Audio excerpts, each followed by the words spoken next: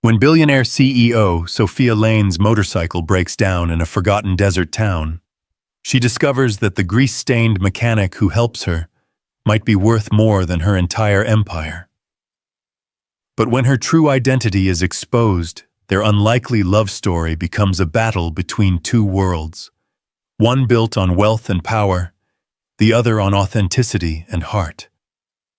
Welcome to a story that will take you from the dusty streets of small-town America to the glittering boardrooms of corporate giants. Stay with me until the end to see how love can bridge the impossible, and don't forget to comment which city you're watching from, so I can see how far this tale of true connection has traveled across the world. The morning sun cast long shadows across the cracked asphalt of Carter's Automotive, where Ethan Carter stood beneath the hood of a rusted pickup truck, his calloused hands working with the precision of a surgeon and the desperation of a man running out of time. The foreclosure notice, now 3 days old, lay crumpled in his back pocket, like a death sentence written in legal jargon and corporate letterhead. "Damn carburetor," he muttered, his voice echoing in the cavernous garage that had been his father's legacy and was now becoming his failure. The wrench slipped in his oil-slicked grip, and he cursed again, this time with the fervor of a man who had been cursing the same problems for 6 months straight. Copper Creek, Arizona. Population 847 and declining, wasn't the kind of place where dreams came true. It was the kind of place where dreams came to die slowly and quietly, like old engines left to rust in the desert sun. Once a thriving stop along Route 66, the town had been bypassed by progress left to survive on the stubborn determination of its residents and the occasional lost tourist who took a wrong turn off the interstate. Ethan wiped his forehead with the back of his hand, leaving a streak of grease that made him look like a warrior marked for battle. At 32, he had the hands of a man twice his age and the dreams of someone half his years. His father, Big Jim Carter, had built this garage from nothing in 1987, back when Copper Creek still had hope and Highway 40 still brought steady business. Now 3 years after a heart attack had claimed Big Jim and left Ethan to carry on alone, the garage was bleeding money faster than a punctured oil pan. "Morning, Ethan," called out Mrs. Henderson from across the street, her voice carrying the forced cheerfulness that had become the town's default tone. She was opening up Henderson's General Store, one of only 3 businesses still operating on Main Street. "How's that truck coming along?" "Just fine, Mrs. H," Ethan called back, though they both knew it was a lie. The truck belonged to Miguel Santos, who ran the town's only remaining farm.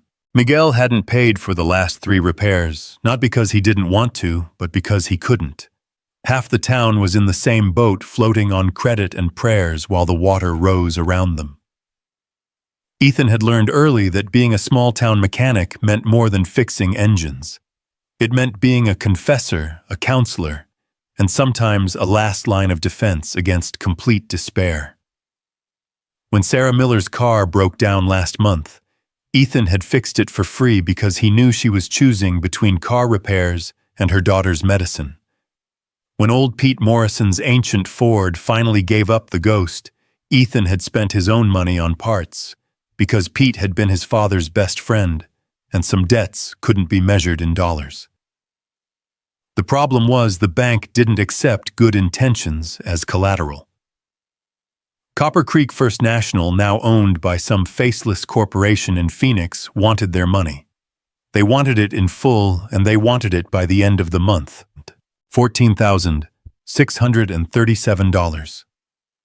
Ethan had counted it so many times the numbers had burned themselves into his memory like a brand. He'd tried everything. He'd called every contact his father had made in 40 years of business. He'd applied for loans from 3 different banks and been rejected by all of them. He'd even swallowed his pride and asked his Uncle Robert in Flagstaff for help, only to be told that family was family, but business was business, and Robert couldn't risk his own retirement on a failing garage in a dying town. The sound of a motorcycle approaching broke through Ethan's dark thoughts. He looked up from the engine bay to see a figure in black leather riding what appeared to be a custom-built machine, all curves and chrome and barely contained power. The bike was beautiful, the kind of motorcycle that cost more than most people in Copper Creek made in a year. But as it drew closer, Ethan could hear the telltale signs of trouble. A sputter in the engine, an irregularity in the rhythm that spoke of mechanical distress. The motorcycle pulled into the garage's lot, with the last gasps of a dying engine, its rider skillfully guiding it to a stop near the office door. The rider was tall and lean, dressed in black leather that had seen some miles, but still maintained an expensive sheen. A helmet obscured the face, but there was something graceful about the way the figure dismounted, something that spoke of confidence and control even in the face of mechanical failure. "Trouble," Ethan called out, wiping his hands on a rag that had long ago given up any pretense of cleanliness. The rider removed the helmet and Ethan felt his breath catch. She was beautiful in a way that seemed almost alien in Copper Creek. Sharp cheekbones and intelligent eyes, skin that spoke of expensive skincare, and a life lived mostly indoors, hair that caught the desert sunlight like spun gold. But there was something else, something that made Ethan look twice. Despite the designer leather and the custom motorcycle, she looked tired. Not physically tired, but soul-deep weary, the kind of exhaustion that came from carrying burdens that money couldn't lift. "More than trouble," she said, her voice carrying an accent that wasn't quite local, but wasn't quite anywhere else either. "I think she's finally given up on me." She gestured to the motorcycle with genuine affection, the way someone might indicate a beloved but stubborn pet. "I've been nursing her along for the last 50 miles, but I think we're done negotiating." Ethan approached the bike, his practiced eye already cataloging potential problems. "What's her story?" "Custom build, mostly Harley parts, but with some modifications."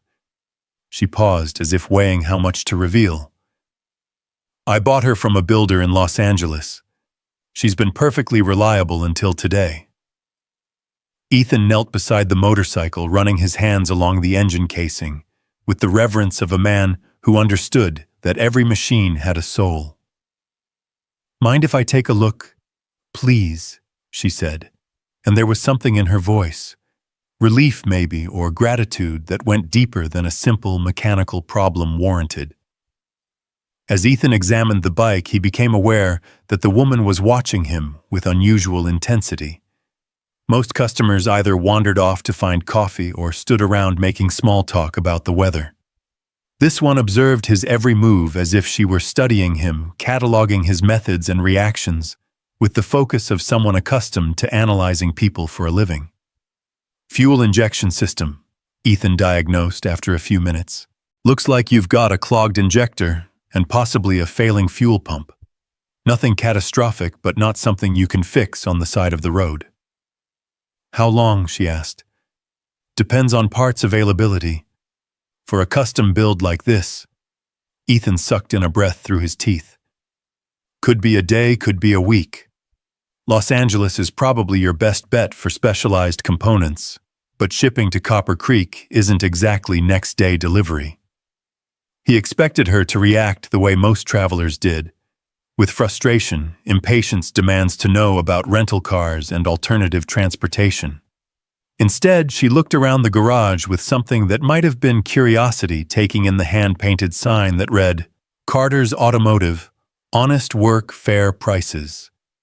The coffee pot that had been brewing the same bitter blend since 1987.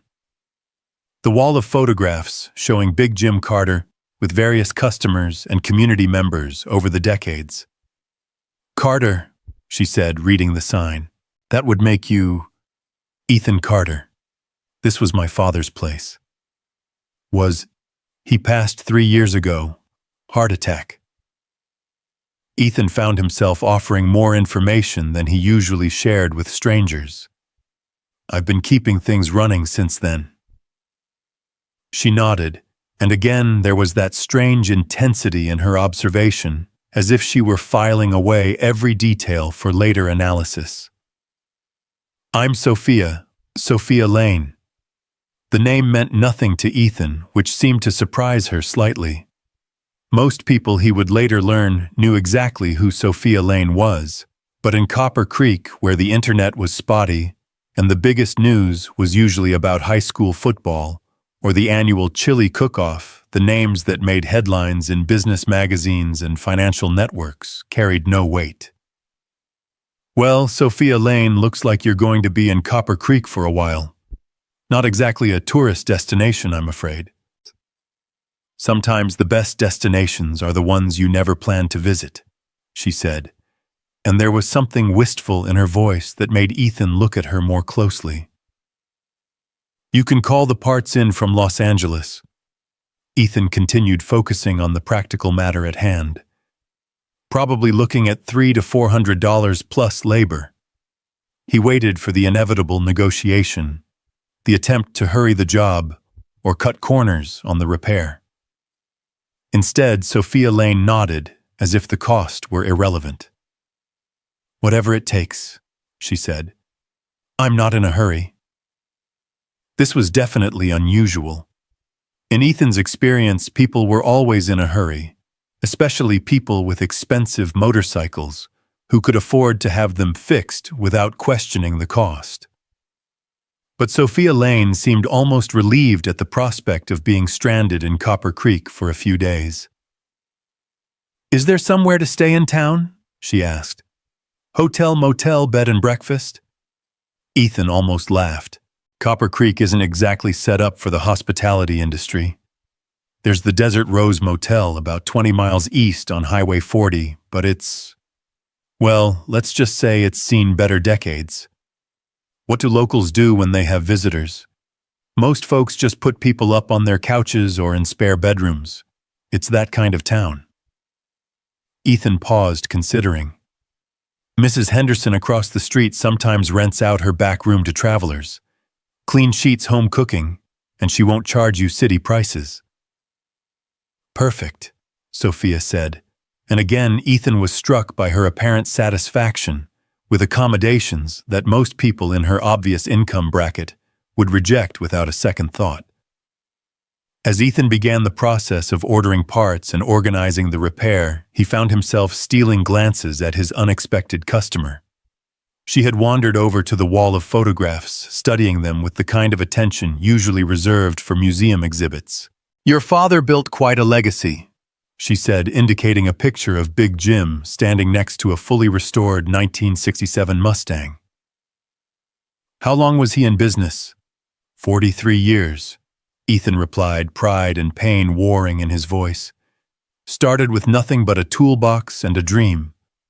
Built this place from the ground up. And you're carrying it on. Trying to. The words came out more bitter than Ethan had intended. Though some days I wonder if I'm just prolonging the inevitable. Sophia turned from the photographs to look at him directly. What do you mean? Ethan hesitated. He wasn't in the habit of sharing his problems with customers, especially customers he'd known for all of 20 minutes. But there was something about Sophia Lane that invited confidence, a quality of attention that made him feel like his words actually mattered. Town's dying, he said finally. Has been for years. People are moving away, businesses are closing, and the ones that stay can't afford to maintain their vehicles properly. I'm fixing cars on credit more often than not, and the bank... He trailed off, unwilling to admit the full extent of his financial crisis to a stranger. The bank wants its money, Sophia finished for him. Ethan nodded. End of the month. If I can't come up with $14,000, they'll foreclose. Carter's Automotive becomes Carter's Nothing, and another piece of Copper Creek dies. He expected sympathy, maybe some platitudes about how things would work out. Instead, Sophia asked, what would it take to turn things around, hypothetically? The question caught Ethan off guard. I don't know. More customers, I suppose. People with money who need their cars fixed. But those people don't live in Copper Creek anymore, and the ones who pass through usually go to the chain places in Flagstaff or Phoenix. What if they had a reason to come here specifically? Ethan looked at her suspiciously. Are you some kind of business consultant? Sophia smiled, and for the first time since she'd arrived, she looked genuinely relaxed. Something like that. I'm interested in revitalization projects, places with potential that just need the right catalyst. Lady, with all due respect, Copper Creek is past catalysts. This place needs a miracle. Sometimes miracles and catalysts are the same thing, Sophia said. They just look different depending on your perspective. Before Ethan could ask what she meant by that, the bell above the garage door chimed, and Miguel Santos walked in. Miguel was 63 years old, built like a tree stump, and had been farming the same 50 acres outside town since he was 18. His truck was the one currently occupying Ethan's attention, and his timing was as usual problematic. Morning, Ethan, Miguel said, his English still carrying traces of the accent he'd brought from Sonora 45 years earlier. How's she looking? Ethan glanced at Sophia, then back at Miguel. Give me another hour, Miguel. Should have her running smooth. About the payment, Miguel began, his weathered face showing the embarrassment that had become too familiar in recent months. We'll work something out, Ethan said, quickly, acutely aware of Sophia's presence. Like always. Miguel nodded gratefully and turned to leave, then noticed Sophia for the first time. He touched the brim of his hat in the old-fashioned gesture that passed for formal greeting in Copper Creek. Ma'am, he said, welcome to our town. Thank you, Sophia replied. It seems like a special place. Miguel laughed, but it wasn't unkind. Special is one word for it. Most folks use words like forgotten or dying, but I suppose special works too. After Miguel left, Sophia turned back to Ethan with renewed curiosity. He can't pay for the repair. Miguel's had a rough couple of seasons. Drought equipment failures, market prices that barely cover his costs. He's good for it eventually, but eventually doesn't pay my bills. How many customers are in similar situations? Ethan considered the question. Most of them. This isn't exactly a wealthy community. But you keep working for them anyway. What's the alternative? Let their cars break down. Watch them lose their jobs because they can't get to work. Sometimes being a mechanic in a place like this means being a social service as much as a business. Sophia nodded slowly, as if she were filing away this information for future reference. Your father taught you that. My father taught me that a man's worth isn't measured by what he accumulates, but by what he contributes. In Copper Creek, contribution and profit don't always align. And that's why you're facing foreclosure. The blunt statement stung, but Ethan nodded. Being noble doesn't pay the rent. My father never had to face that reality because the town was different then. There was enough paying work to subsidize the charity cases. Now, he shrugged. Now there are mostly charity cases. Sophia walked to the garage's large bay door and looked out at Main Street. From this angle, Copper Creek's decline was painfully obvious.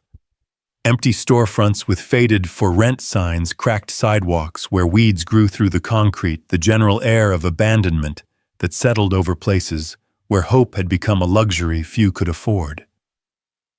What if it wasn't charity? She asked suddenly. What do you mean? What if there was a way to make helping people profitable? What if the business model itself could be restructured to make social contribution economically sustainable? Ethan stared at her. Lady, I fix cars. I don't restructure business models. But you understand this community. You understand what people need, what they can afford, what would make a difference in their lives. That's more valuable than most people realize. There was something in her voice, an undertone of authority, that made Ethan wonder again who exactly Sophia Lane was. She spoke about business restructuring and economic sustainability with the confidence of someone who had done it before, but she was traveling alone on a motorcycle and seemed genuinely interested in staying in a town that most people used as a cautionary tale about economic decline. "Are you going to tell me what you really do for a living?" Ethan asked. Sophia paused, and for a moment Ethan thought she might actually answer honestly. Then she smiled, that enigmatic smile again. "I solve problems," she said, "usually for people who have run out of other options." Before Ethan could pursue the matter further, Mrs. Henderson appeared in the garage doorway, slightly out of breath from what was obviously a hurried walk across the street. "Ethan, dear," she called out, "is this young lady the one who needs a place to stay?" "Mrs. Henderson, meet Sophia Lane." "Sophia, this is Mrs. Henderson. She runs the general store and occasionally takes in strays." Mrs. Henderson beamed at Sophia with the warmth that had made her the unofficial mayor of Copper Creek for the past 20 years. "Any friend of Ethan's is welcome in my home. I've got a lovely room with its own bathroom, and I make the best chicken and dumplings in 3 counties. "That sounds perfect," Sophia said, and Ethan was once again struck by how genuinely pleased she seemed by an offer that most people would consider beneath their standards.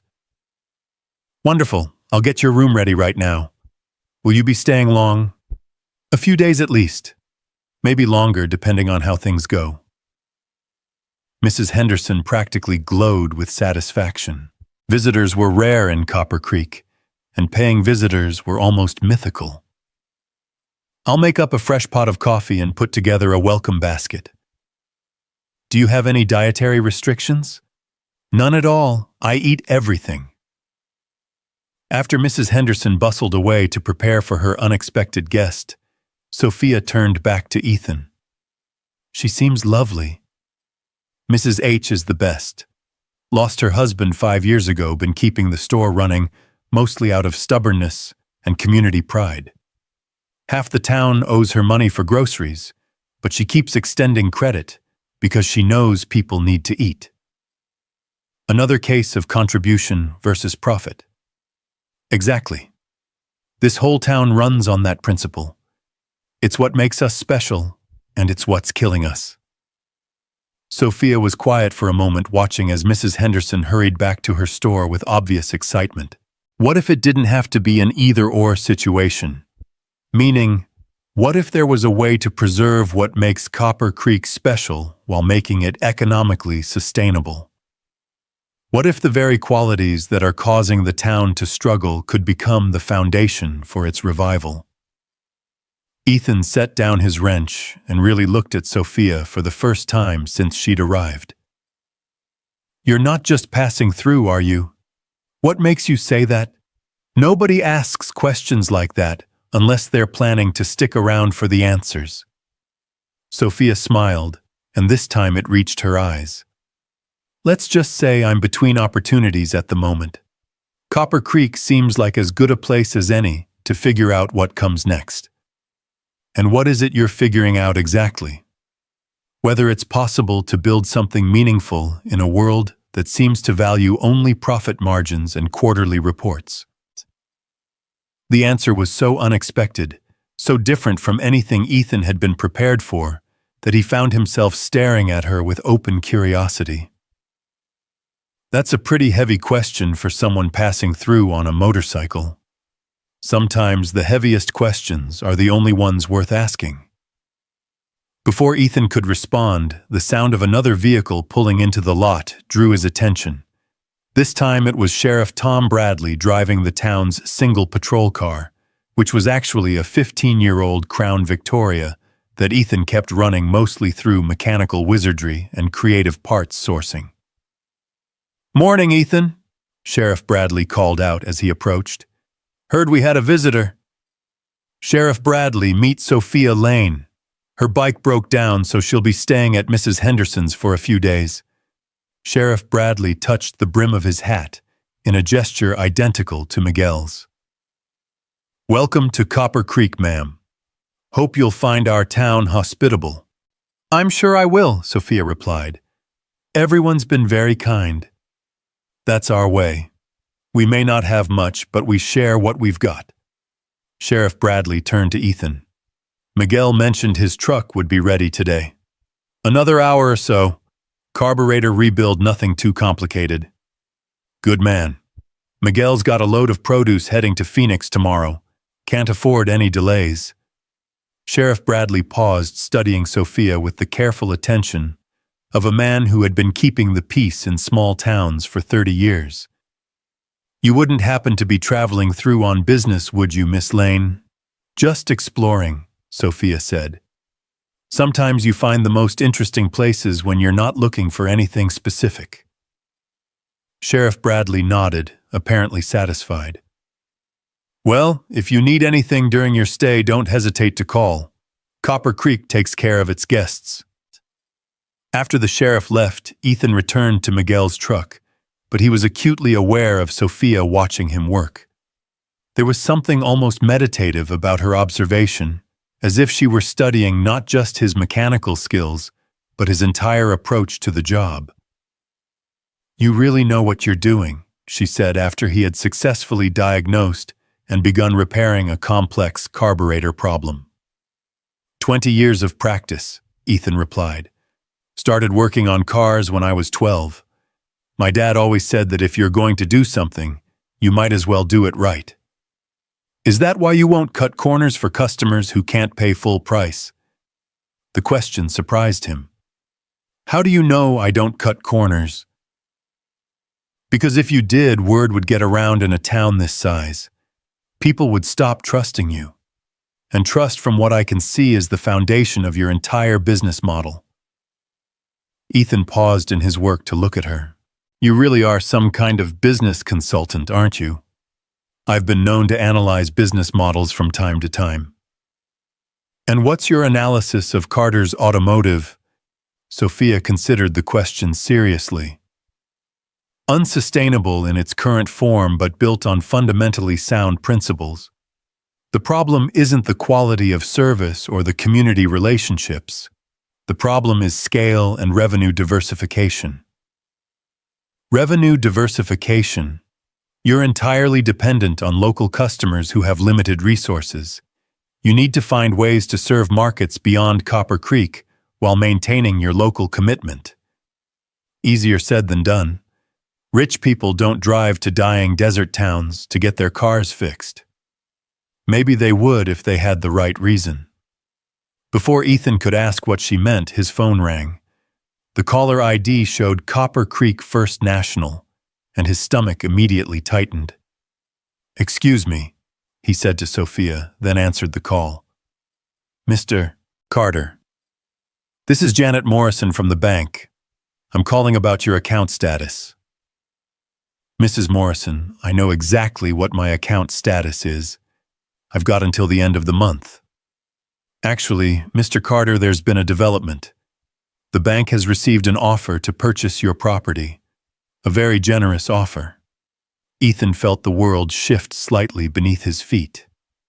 What kind of offer? Phoenix Development Group is interested in acquiring your lot for a new truck stop and convenience store. They're willing to pay fair market value plus 20%, which would cover your outstanding debt and leave you with a substantial profit. A truck stop. Ethan looked around the garage that had been his father's life work, trying to imagine it bulldozed and replaced with gas pumps and neon signs. Mrs. Morrison, I'm not interested in selling. Mr. Carter, I understand the sentimental value, but this is a remarkable opportunity. The development group is offering to purchase the property regardless of the building conditions. You wouldn't have to worry about the foreclosure, and you'd have enough money to start fresh somewhere else. Start fresh doing what? This garage is all I know. I'm sure a skilled mechanic like yourself could find work anywhere. Phoenix, Flagstaff, even Las Vegas. There are opportunities in growing cities that simply don't exist in Copper Creek anymore. Ethan was quiet for a long moment, acutely aware that Sophia was listening to every word. How long do I have to decide? The offer is contingent on a quick closure. Phoenix Development needs an answer by Friday. Friday. That's 4 days from now. Mr. Carter, I strongly urge you to consider this offer seriously. It solves all your financial problems and gives you a chance to build a new life somewhere with more opportunities. After Ethan hung up, he stood staring at the phone for a long moment. Sophia waited quietly, but he could feel her attention like a physical presence. Problem, she asked finally. Solution, according to the bank. Ethan's voice was flat. Phoenix Development Group wants to buy this place, turn it into a truck stop. And you don't want to sell. This garage is my father's legacy. It's the last piece of old Copper Creek that still works the way it's supposed to work. If I sell out, he shrugged, then I guess I'm just another person who gave up on this town. But if you don't sell, you lose it anyway. Yeah, but at least I lose it fighting. Sophia was quiet for a moment, and when she spoke, her voice carried a strange undertone that Ethan couldn't quite identify. What if there was a third option? Like what? Like finding a way to save the garage and the town without selling out to developers who don't understand what this place really is. Ethan laughed, but there was no humor in it. Lady, if you've got $14,000 in your back pocket and a plan to revitalize Copper Creek, I'm all ears. Otherwise, we're talking about fantasies. Sometimes fantasies are just realities that haven't been implemented yet. The statement was so matter-of-fact, delivered with such quiet confidence that Ethan found himself looking at Sophia with renewed curiosity. Who are you really? Right now, I'm just someone whose motorcycle broke down in a town that needs help. What I am beyond that? Well, maybe that's something we can figure out together. As the afternoon wore on, Ethan found himself working more slowly than usual, partly because Miguel's truck was particularly challenging, but mostly because he was enjoying Sophia's company.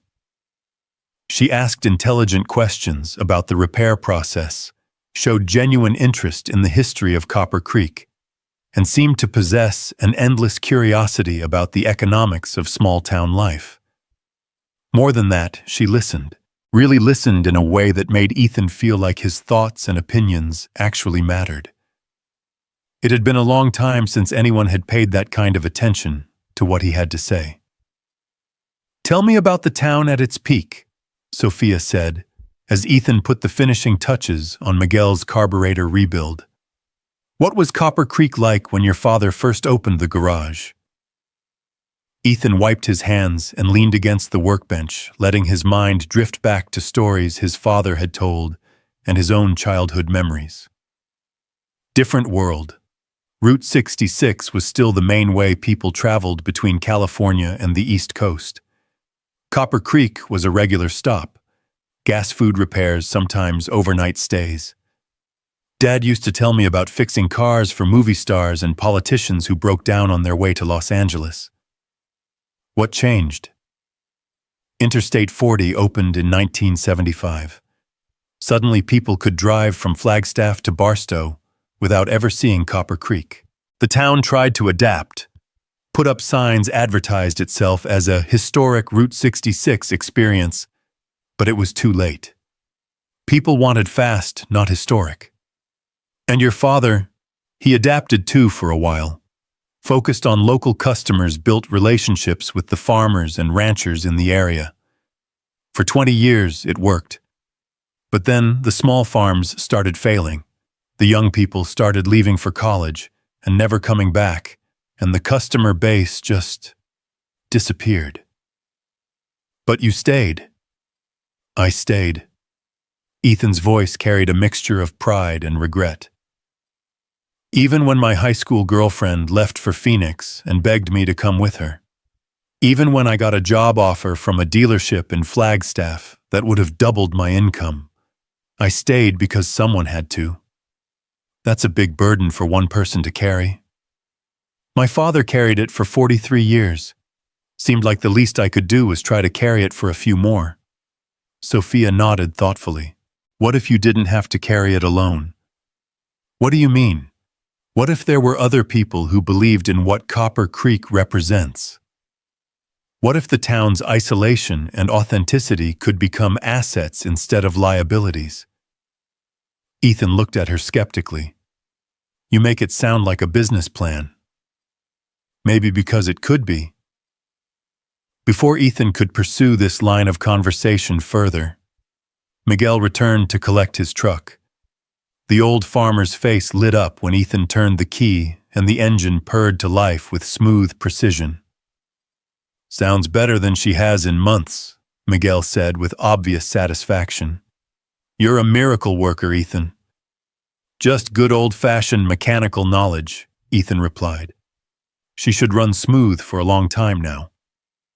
Miguel reached for his wallet, then hesitated. About the payment. Miguel, let's work out a trade arrangement. You've got that load of vegetables heading to Phoenix tomorrow, right? How about you bring me back a case of that beer I like and we'll call it even? Miguel's relief was obvious. You sure that's a lot less than what this job is worth? It's worth exactly what you can afford to pay. Besides, I've been meaning to try some of those tomatoes you grow. Maybe you could spare a few of those too. Ethan Carter, you're too good for this world, Miguel said, shaking Ethan's hand with genuine gratitude. After Miguel left, Sophia turned to Ethan with an expression that was part admiration and part confusion. You just traded a $200 repair for beer and vegetables. Miguel's a good man who's having a hard time. The repair needed to be done and he needed to make that delivery tomorrow. Sometimes the math isn't about money. But you're facing foreclosure in 4 weeks. 3.5 weeks. And yes, I'm aware of the irony. It's not irony, Sophia said quietly. It's integrity. The question is whether integrity has to be economically suicidal. Ethan was about to respond when another customer arrived. This time, it was Sarah Miller with her 10-year-old Honda Civic. Sarah was 34, a single mother, working 2 jobs to support her 8-year-old daughter, Emma. Her car had been running rough for weeks, but she'd been putting off the repair because money was tight. Hey, Ethan, Sarah called out as she parked near the office. I think I finally need to bite the bullet and get Betsy looked at. What's she doing? Ethan asked, already walking toward the car. Rough idle occasional stalling, and this morning she didn't want to start at all. Ethan popped the hood and immediately spotted the problem. Spark plugs and wires, maybe a fuel filter too. Nothing major, but it needs to be done. How much are we talking? Ethan considered the question, acutely aware that Sophia was watching this interaction with the same intense attention she'd given everything else. Parts and labor probably around $150. Sarah's face fell. I don't suppose you'd consider, could I maybe pay half now and half next month? Sarah, when's the last time you had a full tune-up? Honestly, I can't remember. Tell you what, let me do a complete service. Plugs, wires, filters, fluids, the works. Call it a back-to-school special. $100 and you can pay me when you can. Ethan, that's not fair to you. Fair is when Emma gets to school on time every day because her mom's car runs properly. Everything else is just bookkeeping. After Sarah left, promising to return the next morning for the service, Sophia shook her head in amazement. You just did it again. Did what? Chose people over profit. How do you stay in business?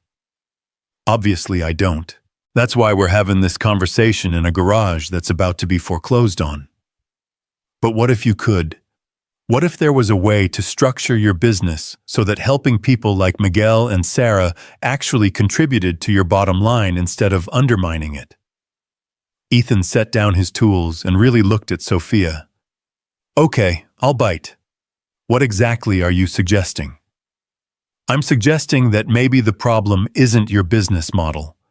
Maybe the problem is your market. What if you could attract customers who could afford to pay full price for premium service while still maintaining your commitment to the local community? And how would I do that? Put up a billboard on I-40 advertising authentic small-town automotive experience. Actually, that's not a terrible idea. Ethan stared at her. You're serious? Think about it. People drive hundreds of miles to visit places like Williams or Seligman because they want to experience the real Route 66. What if Copper Creek positioned itself not as a dying town, but as an authentic Western community where traditional values still mean something? That's tourism, not automotive repair. It could be both. What if people came here specifically because they wanted their cars serviced by someone who cares more about quality than quantity? What if the very qualities that make you unmarketable in the modern economy became your unique selling proposition? Ethan found himself caught between skepticism and curiosity. Even if that worked, and I'm not saying it wouldn't happen overnight. I've got 3.5 weeks before the bank takes this place. A lot can happen in 3.5 weeks. Not that much. Sophia smiled that enigmatic smile again. You'd be surprised what's possible when you have the right resources and the right motivation. As the afternoon sun began to slant through the garage's west-facing windows, Ethan realized that for the first time in months, he hadn't spent every moment thinking about the foreclosure notice in his pocket. Sophia Lane had managed to make him believe, however briefly, that there might be alternatives to failure and surrender. Your parts should arrive by Thursday, he told her as they prepared to close up for the day, assuming no shipping delays. That gives us 3 days. 3 days for what? To figure out whether Copper Creek is worth saving. Ethan locked up the garage and walked with Sophia across the street to Mrs. Henderson's store. The evening air was cooling rapidly, the way it did in the desert, and the silence was broken only by the distant sound of wind chimes on someone's porch. Ethan, Sophia said, as they reached the store's entrance, what would it mean to you if you could save this place, not just the garage, but the whole town? It would mean everything, he said without hesitation. But I learned a long time ago that wanting something and being able to make it happen are two different things. Sometimes they're closer than you think. As Sophia disappeared into Mrs. Henderson's welcoming embrace, Ethan stood alone on Main Street, looking at the town that had shaped his entire life. 3 streetlights illuminated the empty road, casting long shadows between the abandoned storefronts and the handful of businesses still clinging to existence. For the first time since his father's death, Ethan allowed himself to imagine a different future. Not the defeat he'd been expecting, not the victory he'd stopped believing in, but something else entirely. A possibility that hadn't existed before a mysterious woman on a broken motorcycle had rolled into his life and started asking dangerous questions about the relationship between integrity and sustainability. Tomorrow, he would start working on Sarah's car and continue waiting for parts for Sophia's motorcycle. But tonight, for the first time in months, Ethan Carter went to sleep, believing that maybe, just maybe, the story of Copper Creek wasn't over yet. The desert wind whispered through the empty streets, carrying with it the scent of sage and possibility, while somewhere in Mrs. Henderson's back room, a billionaire in disguise stared at the ceiling and wondered if she had finally found something worth more than all the money in the world. The next morning arrived with the kind of crystalline clarity that made the Arizona desert look like a postcard, all endless blue sky and golden light that seemed to transform even the most mundane objects into something worth photographing. Ethan was already at work by 6:30, partly because he'd always been an early riser, but mostly because sleep had been elusive after his conversation with Sophia Lane. He was rebuilding Sarah Miller's carburetor when he heard the sound of footsteps approaching across the gravel lot. Looking up, he was surprised to see Sophia herself, dressed in jeans and a simple white t-shirt that somehow managed to look both casual and expensive. She carried 2 cups of coffee and a brown paper bag that smelled suspiciously like Mrs. Henderson's famous blueberry muffins. "Thought you might need fuel," she said, offering him one of the cups. "Mrs. Henderson said you usually skip breakfast. Mrs. H talks too much," Ethan replied, but he accepted the coffee gratefully. The first sip revealed that it was actually good coffee, not the bitter brew he usually made in the garage's ancient pot. "This isn't from Henderson's." "I may have brought a few supplies with me," Sophia said with a slight smile. "Call it a habit of being prepared for emergencies." A motorcycle breakdown constitutes an emergency that requires gourmet coffee. You'd be surprised what constitutes an emergency when you're used to a certain standard of living. It was the first time Sophia had hinted at wealth, and Ethan found himself studying her more carefully. The jeans were definitely designer, probably worth more than most people in Copper Creek spent on clothes in a year. The watch on her wrist was understated, but elegant, the kind of timepiece that whispered rather than shouted its value. Even her posture spoke of confidence and control, the bearing of someone accustomed to being listened to when she spoke. "So, what do you do when you're not wandering the desert on a motorcycle?" Ethan asked, settling into the comfortable rhythm of working while talking. "I solve problems," Sophia said, which was the same non-answer she'd given the day before. "Mostly for organizations that have grown too big to remember what they were originally supposed to accomplish." That's pretty vague. Specificity is overrated. The problems are usually the same. People lose sight of their core mission because they get caught up in systems and metrics that have nothing to do with why they started the organization in the first place. Ethan paused in his work to look at her. "You sound like you're speaking from experience." "More experience than I'd like to admit." Before Ethan could pursue the matter further, Sheriff Bradley's patrol car pulled into the lot, followed immediately by a vehicle that definitely didn't belong in Copper Creek. A black sedan with tinted windows and the kind of aggressive styling that suggested either government work or corporate security. "Expecting company?" Sophia asked, and there was something in her voice that made Ethan glance at her sharply. "Not that I know of." Sheriff Bradley emerged from his car looking distinctly uncomfortable, followed by 2 men in dark suits who surveyed the garage with the systematic attention of people conducting an assessment. The taller of the 2 men approached Ethan with the confident stride of someone accustomed to getting what he wanted. "Mr. Carter, I'm Richard Morrison from Phoenix Development Group. I believe your bank may have mentioned our interest in your property." Ethan set down his tools deliberately, taking his time to wipe his hands before responding. "They mentioned it. I told them I wasn't interested." "Mr. Carter, I don't think you fully understand the opportunity we're presenting. This isn't just about buying your garage. We're talking about bringing real economic development to Copper Creek. Jobs increase tax revenue, a reason for people to stop here instead of driving straight through to Flagstaff." "What kind of jobs?" Ethan asked. "Service industry positions, cashiers, maintenance staff, food service. Clean work, steady hours, benefits. Minimum wage jobs," Ethan translated. Morrison's smile never wavered. "Entry-level positions with advancement opportunities. Mr. Carter, the reality is that Copper Creek is dying. Our development would breathe new life into this community. By bulldozing the businesses that are still here. By replacing obsolete infrastructure with modern facilities that can actually serve the traveling public. Your garage is charming, in a nostalgic way, but it's not economically viable in the current market." Ethan was aware that Sophia had moved closer, positioning herself where she could observe the entire conversation without drawing attention to herself.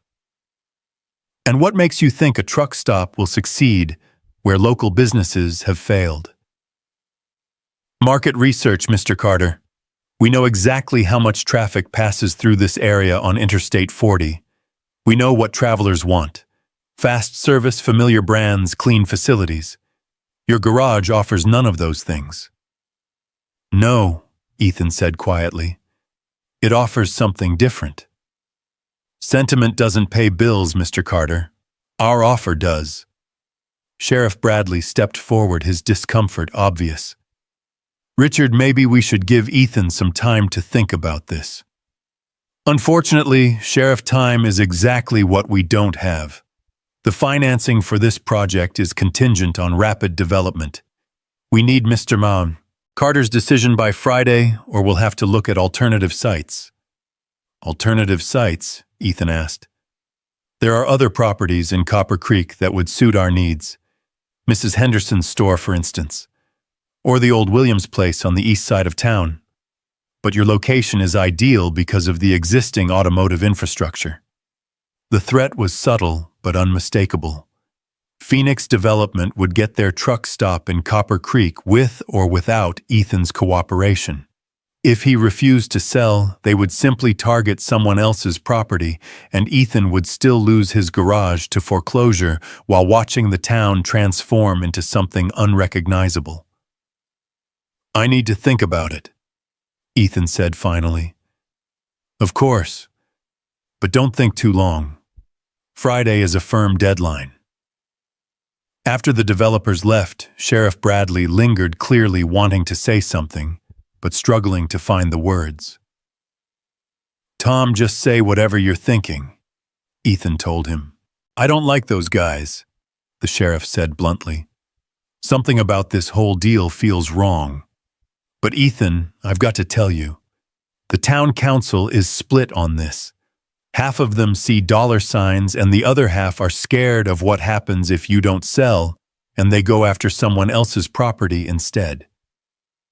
What do you think I should do? I think you should do whatever lets you sleep at night. But I also think you should know that Mrs. Henderson got a visit from those same guys yesterday. They made her an offer too. Ethan felt his stomach drop. She didn't mention it. She's scared, Ethan. Scared of making the wrong choice, scared of what happens to the town either way. This whole situation has people on edge. After Sheriff Bradley left, Ethan stood in the garage feeling like the walls were closing in around him.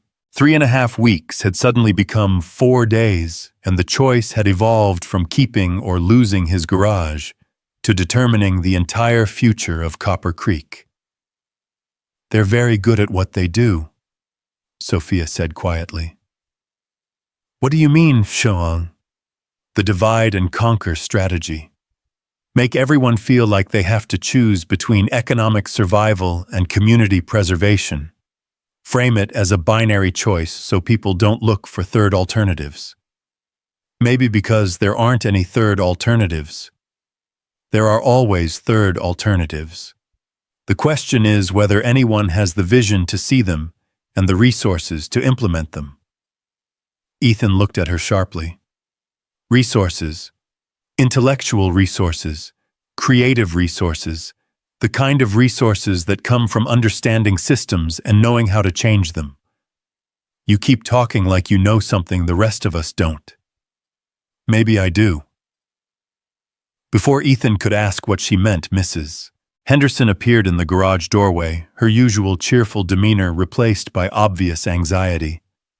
Ethan, dear, could I speak with you for a moment? And perhaps Sophia could join us as well. They followed Mrs. Henderson across the street to her store, where she immediately began bustling around, making tea with the nervous energy of someone who needed to keep her hands busy while dealing with stress. Those men came to see me yesterday, she said without preamble. Phoenix Development. They made me an offer for the store. What kind of offer? Ethan asked. Generous. More than generous, really. Enough money to retire comfortably, maybe move to Phoenix to be closer to my sister. Mrs. Henderson's hands shook slightly as she poured hot water into a ceramic teapot. But Ethan, this store has been my life for 23 years. Before that, it was the Hendersons' life for 40 years before that. How do you put a price on that kind of history? You don't have to sell, Ethan said. Don't I? If you sell your garage, they'll build their truck stop. And my little store will be competing with a convenience store that has corporate backing and national brand recognition. How long do you think I'll last? And if I don't sell, then they'll probably make me a better offer, and eventually I'll be forced to take it just to survive. Either way, Henderson's general store becomes a memory. Sophia had been listening without comment, but now she spoke up. What if there was a way to preserve both businesses while still bringing economic development to Copper Creek? Mrs. Henderson looked at her with desperate hope. How? What if the development worked with existing businesses instead of replacing them? What if the goal was to enhance Copper Creek's unique character instead of erasing it? That sounds wonderful in theory. Mrs. Henderson said, but I don't think Phoenix Development is interested in preservation. They want efficiency and profit margins. Then maybe Phoenix Development isn't the right partner for Copper Creek. Ethan stared at Sophia. What are you suggesting? I'm suggesting that maybe it's time to stop reacting to other people's plans and start making some plans of your own. Plans require money, and in case you haven't noticed, money is exactly what this town doesn't have. Money isn't the only form of capital, Sophia said. Copper Creek has assets that most communities would kill for. Authenticity, character, a strong sense of community-skilled craftspeople, beautiful natural surroundings. The question is how to leverage those assets into sustainable economic development. Mrs. Henderson set down her teacup with a decisive click. Sophia, you've been asking a lot of questions since you arrived. Maybe it's time you answered a few. Who are you really? And why do you care what happens to a dying town in the middle of nowhere? Sophia was quiet for a long moment, and Ethan could see her weighing how much to reveal. I'm someone who's spent most of her adult life in boardrooms and corner offices, watching communities like Copper Creek get sacrificed for quarterly profit reports. I'm tired of being part of the problem. That still doesn't tell us who you are, Ethan pointed out. Right now, I'm someone whose motorcycle broke down at exactly the right time in exactly the right place. Maybe that's all you need to know. Before anyone could press the matter further, the bell above the store's door chimed, and Miguel Santos entered, his weathered face creased with worry. Mrs. Henderson, Ethan, I hope I'm not interrupting, but I need to talk to both of you. What's wrong, Miguel?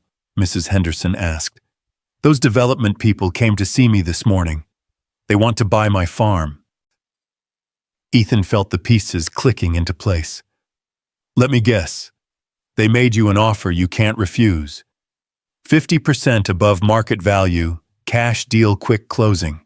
They say they want to build a trucking depot and logistics center, create jobs, bring commerce to the area, and destroy the agricultural base that sustained this community for generations, Mrs. Henderson said quietly. I don't want to sell, Miguel said, his voice heavy with exhaustion. That land has been in my family for 45 years. My father's buried in the cemetery on the hill overlooking the north pasture. But these last few years have been so hard, and if I'm honest, 50% above market value would solve a lot of problems. Miguel, Ethan said, what if there was another way? What if you could make the farm profitable without selling it? How the market prices for produce barely cover my costs, and the big chains only want to deal with large-scale operations. Sophia leaned forward with sudden intensity. What if you weren't selling to big chains? What if you were selling to people who valued quality and local sourcing enough to pay premium prices? Where am I going to find customers like that? What if they came to you? Miguel looked confused. I don't understand. Agritourism, Sophia explained. Farm-to-table dining experiences. People who want to connect with their food sources, understand where their meals come from, experience authentic agricultural life. The market for that kind of experience is enormous and growing. You want me to turn my farm into a tourist attraction? I want you to turn your farm into a destination. A place where people come not just to buy vegetables, but to understand how they're grown, to meet the person who grows them, to be part of a story that connects them to the land and the community. Mrs. Henderson was nodding slowly, like the lavender farms in Oregon or those pick-your-own-apple orchards in Washington. Exactly. But more than that, integrate it with the other businesses in town. People come to Miguel's farm for the authentic agricultural experience. They eat lunch at Mrs. Henderson's store. They get their cars serviced at Carter's Automotive while they're touring the area. Instead of competing with each other for a shrinking customer base, you create a network of experiences that draws people to Copper Creek, specifically because they can't get this combination anywhere else. Ethan found himself caught between skepticism and fascination. That's a pretty elaborate vision for someone whose motorcycle just happened to break down here. Sometimes elaborate visions are exactly what dying towns need. And sometimes they're just fantasies that sound good until you try to implement them. There's only one way to find out which this is. Miguel was studying Sophia with the careful attention of a man who had learned to evaluate both opportunities and risks with equal precision. You really think people would come to Copper Creek for something like this? I think people are hungry for authenticity in a world that's becoming increasingly artificial. I think they want to support communities that preserve traditional values and ways of life. And I think they're willing to pay for experiences that connect them to something real. But how do we reach these people? How do we let them know what we're offering? Marketing, Sophia said simply. Strategic positioning. Building partnerships with organizations that serve the kind of customers who would value what Copper Creek has to offer. Marketing costs money, Mrs. Henderson pointed out. Money none of us have. Not all marketing costs money. Some marketing is just about telling your story to the right people in the right way. Before anyone could ask what she meant by that, the store's phone rang. Mrs. Henderson answered it, and after a brief conversation, she hung up with a troubled expression. That was Sarah Miller, she said. Phoenix Development just made her an offer for her house. Ethan felt anger rising in his chest. Sarah's house isn't even for sale. Apparently, they're interested in the entire block where she lives. They want to build employee housing for their truck stop complex. They're trying to buy the whole town, Miguel said with dawning understanding. Not buy it, Sophia corrected. Transform it into something completely different. Replace the existing community with a planned development that serves their business model. How do we stop them? Mrs. Henderson asked. By offering a better alternative. In 4 days, a lot can happen in 4 days if you have the right strategy and the right resources. Ethan looked at Sophia with growing suspicion. You keep talking about resources and strategy like you know exactly what you're talking about. What aren't you telling us? Sophia met his gaze steadily. I'm telling you that Phoenix Development isn't the only organization with the ability to make things happen quickly. I'm telling you that there are people who believe in preserving communities like Copper Creek, and some of those people have the resources to make preservation economically viable. What people? People who understand that sustainable economic development doesn't have to mean destroying everything that makes a place worth preserving. Before Ethan could press her further, another customer arrived at the garage. This time it was Dr. Amanda Foster, who ran the town's small medical clinic and drove a 15-year-old Subaru that required regular maintenance to keep running. Ethan, I hate to bother you, but I think my transmission is starting to slip, Dr. Foster called out as she parked near the garage. I'll be right there, Doc, Ethan replied, then turned back to Sophia. This conversation isn't over. I'm counting on it. As Ethan examined Dr. Foster's car, he was acutely aware that Sophia had followed him and was once again observing his work with that intense analytical attention. Dr. Foster, meanwhile, was sharing the news that Phoenix Development had approached her as well, offering to buy the building that housed her clinic. They said they could help me relocate to a new medical facility in their truck stop complex, Dr. Foster explained. Modern equipment, better space, steady traffic from travelers who might need medical attention. But, Ethan prompted, hearing the uncertainty in her voice. But I didn't become a doctor to treat tourists with upset stomachs and minor injuries. I became a doctor to serve this community. Half my patients are elderly, and most of them don't have reliable transportation. If I move my practice to a truck stop 5 miles outside town, how are they going to get the care they need? Did you tell the developers that? I tried to. They said the economics of modern healthcare require serving a broader patient base than Copper Creek can provide. They said I could still treat local patients, but I'd need to expand my services to include travelers and truckers to make the practice financially viable. Sophia stepped forward. Dr. Foster, what if there was a way to serve a broader patient base while keeping your practice in the heart of the community? I'm listening. Telemedicine, health and wellness tourism. People who come to Copper Creek not just for the authentic small-town experience, but because they want access to personalized health care from a doctor who has time to really listen to their concerns. Dr. Foster looked intrigued. You mean like a medical retreat? More like a return to old-fashioned doctoring, but marketed to people who can't get that kind of attention in urban medical systems. People who want a doctor who knows their name and their history, who can spend 30 minutes with them instead of 30 seconds. That's an interesting idea, but it would require completely restructuring my practice. Everything worth doing requires restructuring something. As Dr. Foster drove away, promising to think about the various options she'd been presented with, Ethan turned to Sophia with a mixture of admiration and frustration. You have an answer for everything, don't you? I have suggestions for everything. Whether they're answers depends on whether people are willing to implement them. Implementation requires more than good ideas. It requires capital planning, marketing expertise, regulatory knowledge, risk assessment, all of which can be obtained if you know where to look and how to ask. Sophia, who the hell are you?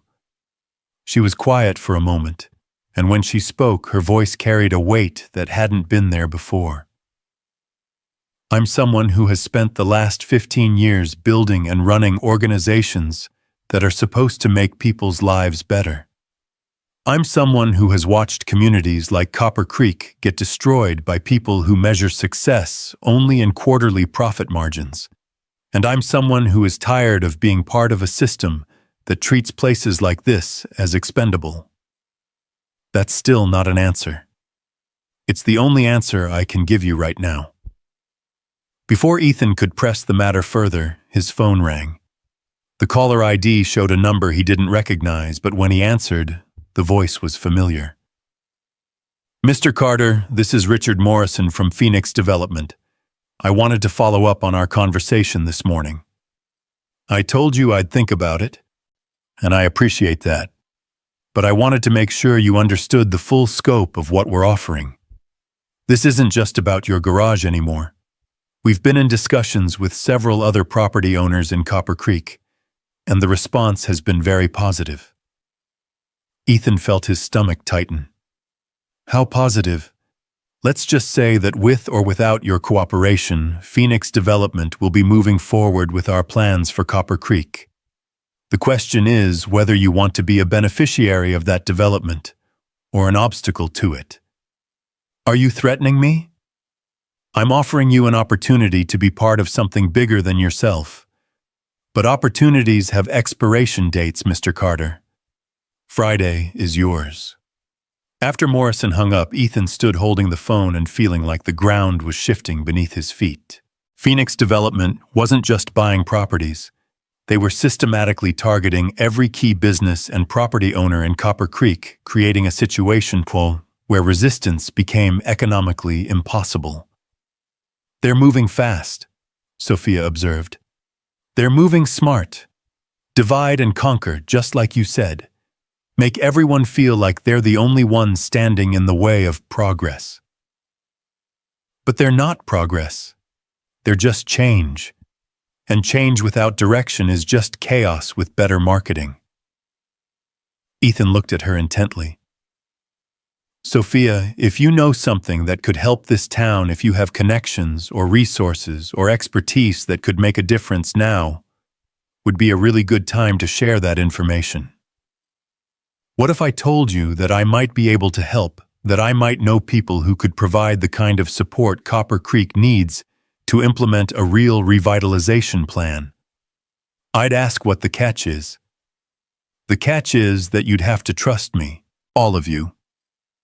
Mrs. Henderson, Miguel, Dr. Foster. Everyone who cares about this community. You'd have to trust me with something more valuable than money. Which is hope. As the afternoon sun slanted through the garage windows, Ethan found himself at a crossroads that extended far beyond his individual circumstances. The choice was no longer just about saving his father's garage. It was about determining whether communities like Copper Creek had any future at all, or whether they were destined to be consumed by development that valued efficiency over authenticity, profit over people. What exactly are you proposing? He asked. I'm proposing that we find out how serious Phoenix Development is about their Friday deadline. I'm proposing that we spend the next 3 days creating an alternative that's so compelling, so well-designed, and so economically viable that everyone in Copper Creek chooses community over corporate development. And how do we do that? We start by bringing everyone together. Mrs. Henderson, Miguel, Dr. Foster, Sheriff Bradley. Anyone else who has a stake in this town's future. We lay out exactly what Phoenix Development is offering, exactly what it would mean for Copper Creek, and exactly what the alternatives might be. Alternatives that you haven't actually explained yet. Alternatives that I can't explain until I know whether people are serious about exploring them. Ethan studied her face, looking for signs of deception or manipulation, but finding only determination and something that might have been desperation. Why does this matter to you, really? Because I've spent too many years watching places like Copper Creek disappear. Because I'm tired of being part of a system that values expansion over preservation. And because sometimes when your motorcycle breaks down in exactly the right place at exactly the right time, you get a chance to be part of something that actually matters. As the sun began to set over Copper Creek, painting the desert sky in shades of gold and crimson, Ethan made a decision that would change everything. Okay, he said. Let's see what you've got. Call everyone. Tell them we're having a meeting tonight at the garage. Tell them it's about the future of Copper Creek. And tell them that for the first time in a long time, that future might include something other than surrender. By 7 o'clock that evening, Carter's Automotive had been transformed from a working garage into an impromptu community center. Ethan had pushed the larger equipment against the walls and arranged folding chairs in a rough circle while Mrs. Henderson had arrived with coffee sandwiches and the kind of determined optimism that had sustained Copper Creek through 40 years of gradual decline. The overhead fluorescent lights cast harsh shadows across the assembled faces, making everyone look older and more weathered than they actually were. Miguel Santos sat with his weathered hands folded in his lap, still wearing the work clothes that smelled of earth and honest labor. Dr. Foster had closed her clinic early to attend her usually pristine appearance slightly rumpled from a long day of treating everything from childhood ear infections to elderly arthritis complaints. Sheriff Bradley occupied a chair near the garage's main entrance, his positioning both casual and strategic, while Sarah Miller sat clutching a cup of coffee as if it were a lifeline, her babysitter money well spent on what might be the most important meeting in Copper Creek's recent history. Sophia Lane stood near the workbench, and for the first time since arriving in town, she looked nervous. The confident demeanor that had characterized her previous interactions had been replaced by something more vulnerable, more human. She had changed from her casual jeans into what was obviously an expensive business suit, and the transformation was startling. Gone was the mysterious motorcycle traveler. In her place stood someone who clearly belonged in boardrooms and corner offices. "Before we begin," Ethan said, his voice carrying across the garage's acoustic deadness, "I think we all deserve to know exactly who we're talking to. Sophia, you've been asking questions and making suggestions since you arrived, but you haven't been entirely honest about who you are or why you're really here." Sophia took a deep breath, and when she spoke, her voice carried the weight of someone preparing to reveal a truth that would change everything. "My name is Sophia Lane, and I'm the CEO of Lane Industries, a company that owns manufacturing facilities, real estate developments, and technology firms across 17 states." The silence that followed this revelation was profound. Mrs. Henderson's coffee cup paused halfway to her lips. Miguel's eyes widened with something that might have been recognition, while Dr. Foster leaned forward with sudden, intense attention. "Lane Industries," Sheriff Bradley said slowly. "That's the company that built those luxury resorts in Montana and Colorado. The ones that preserved the historic mining towns instead of bulldozing them. Among other projects, yes." Sarah Miller set down her coffee with a sharp click. "You're a billionaire." "That's not the relevant part." "The hell it isn't," Ethan said, his voice tight with what sounded like betrayal. "You've been walking around here for 2 days, letting us think you were just some lost traveler, when you're actually richer than everyone in this room combined." "Ethan, let me explain." "Explain what?" "That this has all been some kind of game that you've been amusing yourself by watching small-town people scramble around trying to solve problems you could fix with pocket change." Sophia's composure cracked slightly, revealing something raw underneath. "It hasn't been a game. If anything, it's been the most honest 2 days I've experienced in 15 years. Honest?" Mrs. Henderson's voice carried a hurt that cut through the garage's tension. "You lied to us about who you are." "I didn't lie. I just didn't tell you something that would have changed how you treated me, how you talked to me, what you were willing to share with me. When was the last time any of you had a conversation with a billionaire CEO where you felt comfortable being completely honest about your problems and fears?" The question hung in the air, and Ethan realized with uncomfortable clarity that she was right. If he had known who Sophia really was when she first walked into his garage, he never would have shared his financial problems, never would have admitted his fears about losing the business, never would have let her see the vulnerability that came with watching something you loved slowly die. "Why?" Dr. Foster asked quietly. "Why hide who you are? Why come to Copper Creek at all?" Sophia moved to the center of the circle, her expensive suit incongruous against the garage's oil-stained concrete floor. "Because I'm tired of being Sophia Lane CEO. I'm tired of board meetings where communities like this one are discussed as market opportunities or development targets. I'm tired of approving projects that make financial sense but destroy everything that makes a place worth preserving. So you thought you'd play dress-up and see how the other half lives." Ethan's anger was still evident, but there was something else underneath it now. A hurt that went deeper than simple deception. I thought I'd try to understand what was actually at stake before I made any decisions about what to do next. Miguel leaned forward in his chair. What kind of decisions? Phoenix Development Group isn't an independent company. They're a subsidiary of Morrison Holdings, which is owned by a consortium of investors that includes my biggest competitor, Titan Corporation. This entire project is designed to test a new model for rural development. Buy up distressed communities at below-market prices, transform them into standardized commercial developments, then replicate the model across the rural Southwest. You're saying Copper Creek is an experiment? Sheriff Bradley asked. I'm saying Copper Creek is the prototype.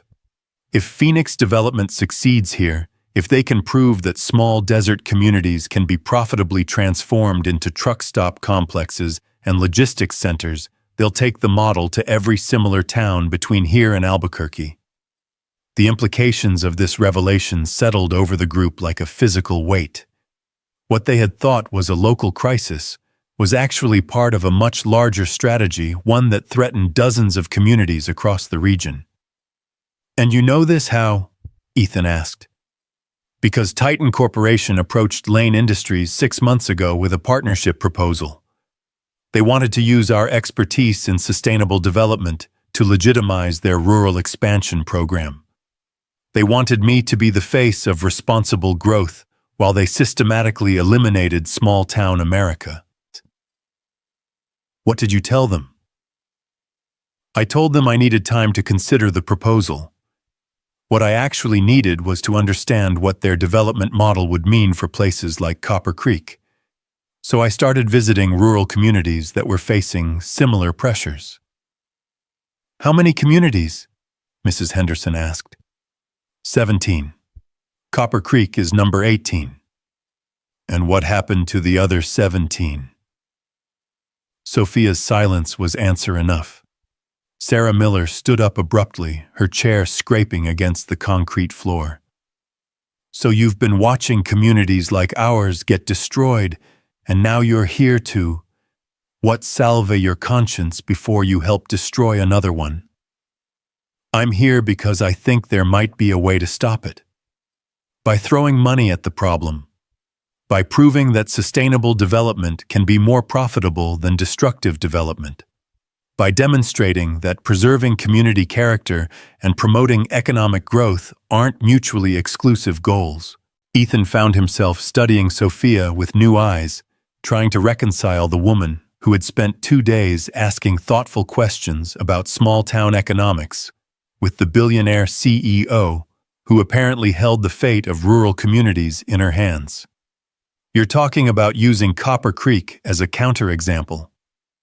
I'm talking about using Copper Creek as a proof of concept, a demonstration that rural revitalization can be accomplished without sacrificing the things that make rural communities worth preserving in the first place.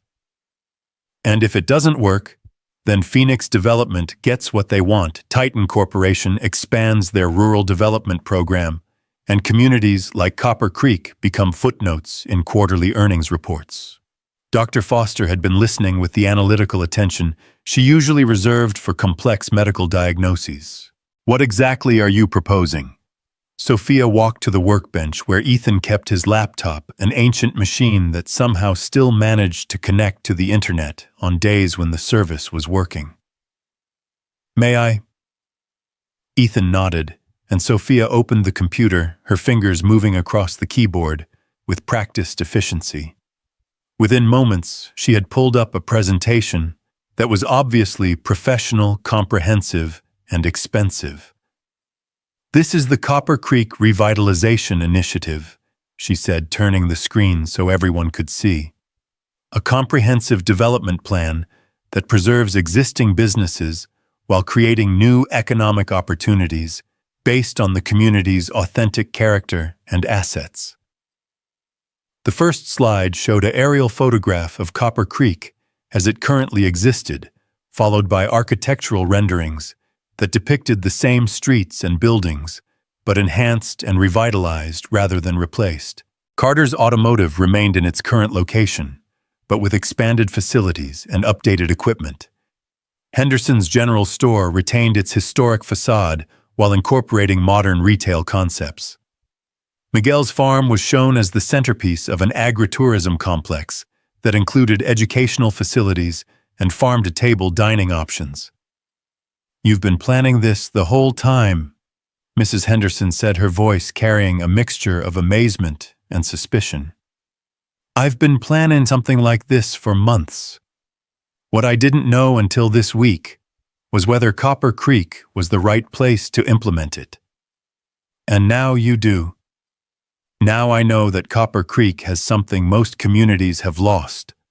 People who still believe that taking care of each other is more important than maximizing individual profit. That's not just admirable, it's economically valuable in ways that most development models completely ignore." Ethan studied the renderings with growing amazement. The plans showed his garage not just preserved, but expanded with modern diagnostic equipment, additional service bays, and what appeared to be some kind of educational facility attached to the main building. "What's this part?" "The Southwest Automotive Heritage Center, a working museum where people can learn about automotive history while watching actual restoration work being performed. You'd be training apprentices in traditional mechanical skills while serving as the centerpiece of a heritage tourism program." Heritage tourism, people who travel specifically to experience authentic local culture and traditional crafts. The market for that kind of tourism is enormous and growing, especially among people who want alternatives to standardized vacation experiences. Miguel was staring at the renderings of his farm with obvious fascination. "Those buildings, what are they?" "Farm-to-Table Restaurant Educational Center for Sustainable Agriculture. Guest accommodations for people who want to experience working farm life. You'd still be growing the same crops you grow now, but you'd also be teaching people about sustainable farming, hosting agricultural workshops, and supplying a restaurant that serves cuisine based entirely on ingredients grown within 50 miles of Copper Creek. People would really come here for that. Miguel, there are people in Los Angeles and Phoenix who pay premium prices for vegetables that were grown by farmers they've never met, shipped hundreds of miles and sold in stores that look exactly like every other store in America. Imagine what they'd pay for vegetables they watched you grow, prepared by chefs they could talk to, served in a restaurant where they could see the fields where their food originated."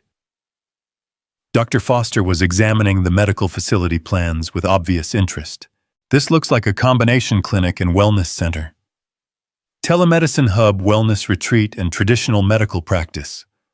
You'd serve local patients just like you do now, but you'd also provide healthcare services for tourists and remote consultations for patients who want access to personalized medicine without the impersonal atmosphere of urban medical systems. The infrastructure requirements alone," Dr. Foster began, "are significant but manageable. High-speed internet, upgraded medical equipment, additional space for wellness programs, all covered by the development budget." Sheriff Bradley had been notably quiet during the presentation, but now he leaned forward with obvious concern. "This all sounds wonderful, but what's the catch? What does Lane Industries get out of this? A successful model for sustainable rural development that we can license to other communities facing similar challenges, plus a reputation for responsible development that differentiates us from competitors who only know how to build strip malls and truck stops. And if it fails, then I lose a significant investment and Copper Creek ends up exactly where it would have been if I'd never shown up." Sarah Miller had been studying the plans with growing excitement. "What about housing employment opportunities for people who aren't farmers or mechanics or doctors? Construction jobs during the development phase, service positions in the tourism and hospitality sectors afterward. Plus, remote work opportunities for people who want to live in small communities but work for companies based in larger cities. Remote work, high-speed internet infrastructure makes it possible for people to live anywhere while maintaining careers that previously required urban proximity. Copper Creek could become a destination for people who want small-town life without sacrificing professional opportunities. Ethan found himself torn between excitement and skepticism. The plans were comprehensive, well-designed, and obviously expensive. They addressed every concern that had been raised about Copper Creek's economic future while preserving everything that made the community worth saving. They were also almost too good to be true. "What's the timeline?" he asked. Phase 1 implementation begins immediately upon approval. Critical infrastructure improvements within 60 days, initial business enhancements within 6 months, full program implementation within 18 months. How immediately is immediately? Construction crews could be here by Monday. The garage fell silent as everyone absorbed the implications of what Sophia was proposing. This wasn't just an alternative to Phoenix Development's truck stop. It was a complete reimagining of what rural economic development could look like. Mrs. Henderson was the first to speak. "Sophia, this is incredible, but I have to ask, why didn't you just tell us who you were from the beginning? Why go through the charade of being a stranded traveler?" "Because I needed to understand what this community was really like before I committed to investing in its future. I needed to know whether the people of Copper Creek were genuinely committed to taking care of each other, or whether that was just a romanticized notion that would disappear as soon as real money was involved." "And what did you conclude?" "I concluded that Copper Creek has something that money can't buy and corporate development can't replicate. Authentic community relationships built on mutual support and shared values. That's not just admirable, it's the foundation for a sustainable economic model that could serve as an example for rural communities across the country." Miguel had been studying the farm development plans with obvious fascination, but now he looked up with a practical question. "What happens to people like me who don't know anything about running tourist operations? I'm a farmer, not a hospitality manager." "You remain a farmer. Lane Industries provides the hospitality management expertise, marketing support, and operational infrastructure. You continue doing what you do best, while we handle the aspects of the business that require different skills." "But it's still my farm." "It's still your farm. You retain ownership of the land and primary decision-making authority such over agricultural operations. Lane Industries becomes a partner in developing tourism and educational programs that enhance rather than replace your existing farming activities." Dr. Foster leaned back in her chair with obvious relief. "So I wouldn't have to choose between serving my current patients and participating in the development program. The development program is designed to enhance your ability to serve current patients while expanding your practice to include services that aren't currently available in rural areas. Better equipment, additional specialists through telemedicine partnerships, wellness programs that could benefit everyone in the community." Ethan found himself staring at the renderings of his garage, trying to imagine what it would be like to have modern equipment, adequate space, and a steady stream of customers who appreciated quality work. "What about the Automotive Heritage Center? How would that work?" "You'd continue operating Carter's Automotive exactly as you do now, serving local customers, maintaining community vehicles, preserving the personal relationships that make your business special. The Heritage Center would operate alongside your regular business, attracting visitors who want to learn about automotive history and traditional repair techniques. Teaching people to work on cars. Teaching people to appreciate the craftsmanship and knowledge that goes into quality automotive repair. Most people today have no understanding of how their vehicles actually work. There's a huge market for educational experiences that connect people with traditional skills and crafts.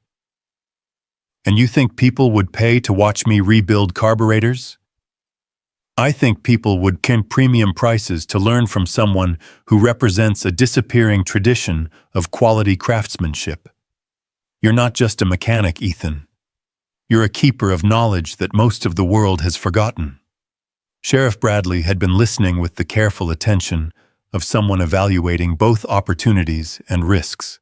What about regulatory issues, zoning permits, environmental compliance? All handled as part of the development process.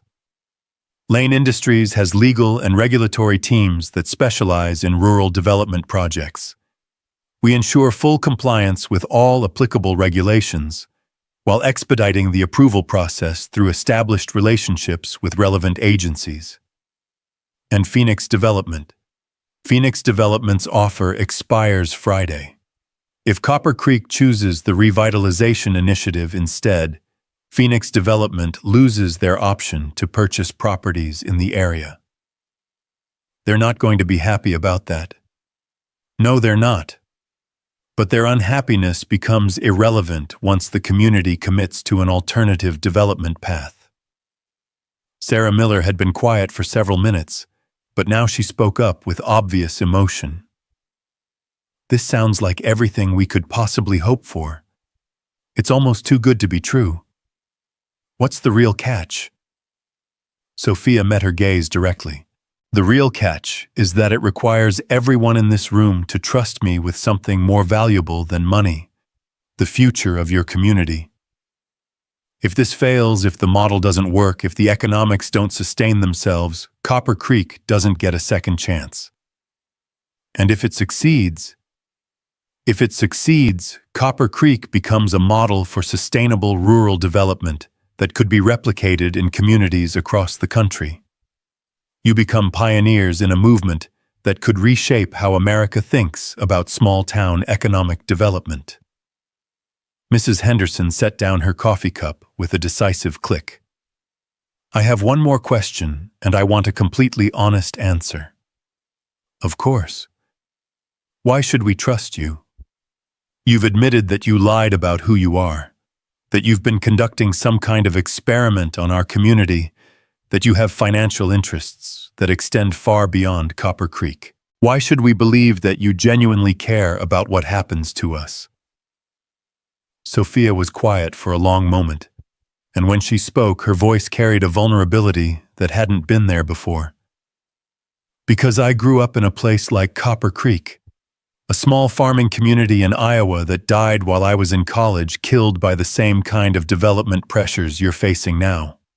I've spent 15 years building a business empire that's supposed to make communities stronger, but I've watched dozens of places like my hometown disappear while I was focused on quarterly profit reports and shareholder returns.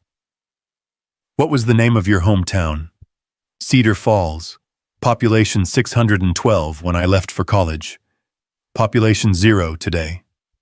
The entire town was purchased by agricultural conglomerates and demolished to create larger, more efficient farming operations.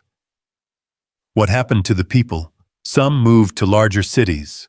Some found work with the agricultural companies that replaced their family farms. Most just disappeared into the anonymous landscape of modern America. Their stories, their traditions, their way of life, all gone as if they had never existed. The garage was completely silent now, the weight of Sophia's revelations settling over the group like a shroud. Everyone present understood the implications of what she was saying. Copper Creek was facing the same fate that had claimed her hometown, and dozens of others like it. So this is personal for you, Ethan said quietly. This is deeply personal for me. Copper Creek is my chance to prove that communities like this can survive and thrive without sacrificing everything that makes them worth preserving. It's my chance to prevent what happened to Cedar Falls from happening here. And if you say no, I respect your decision and leave town as quietly as I arrived. Phoenix Development gets what they want, and I go back to building shopping centers and office complexes for people who measure success only in quarterly earnings reports. Miguel shifted in his chair, his weathered hands clasped tightly in his lap. How long do we have to decide? Phoenix Development's deadline is Friday. I need an answer by Thursday morning to have time to implement the alternative development plan. That's tomorrow. That's tomorrow. Dr. Foster leaned forward with obvious concern. What about the people who have already been considering Phoenix Development's offers? Mrs. Henderson, you said they made you an offer for the store. They did. A generous offer. And now, Mrs. Henderson looked around the garage at the faces of people who had been her neighbors, customers, and friends for more than 20 years. Now I'm wondering whether money is really the most important consideration. It's not just about money, Sarah Miller said quietly. It's about what kind of community we want Emma to grow up in. Do I want her to remember Copper Creek as a place where people took care of each other, or as a place where everyone sold out to the highest bidder? Sheriff Bradley had been listening with the careful attention of someone whose job required evaluating both immediate threats and long-term consequences.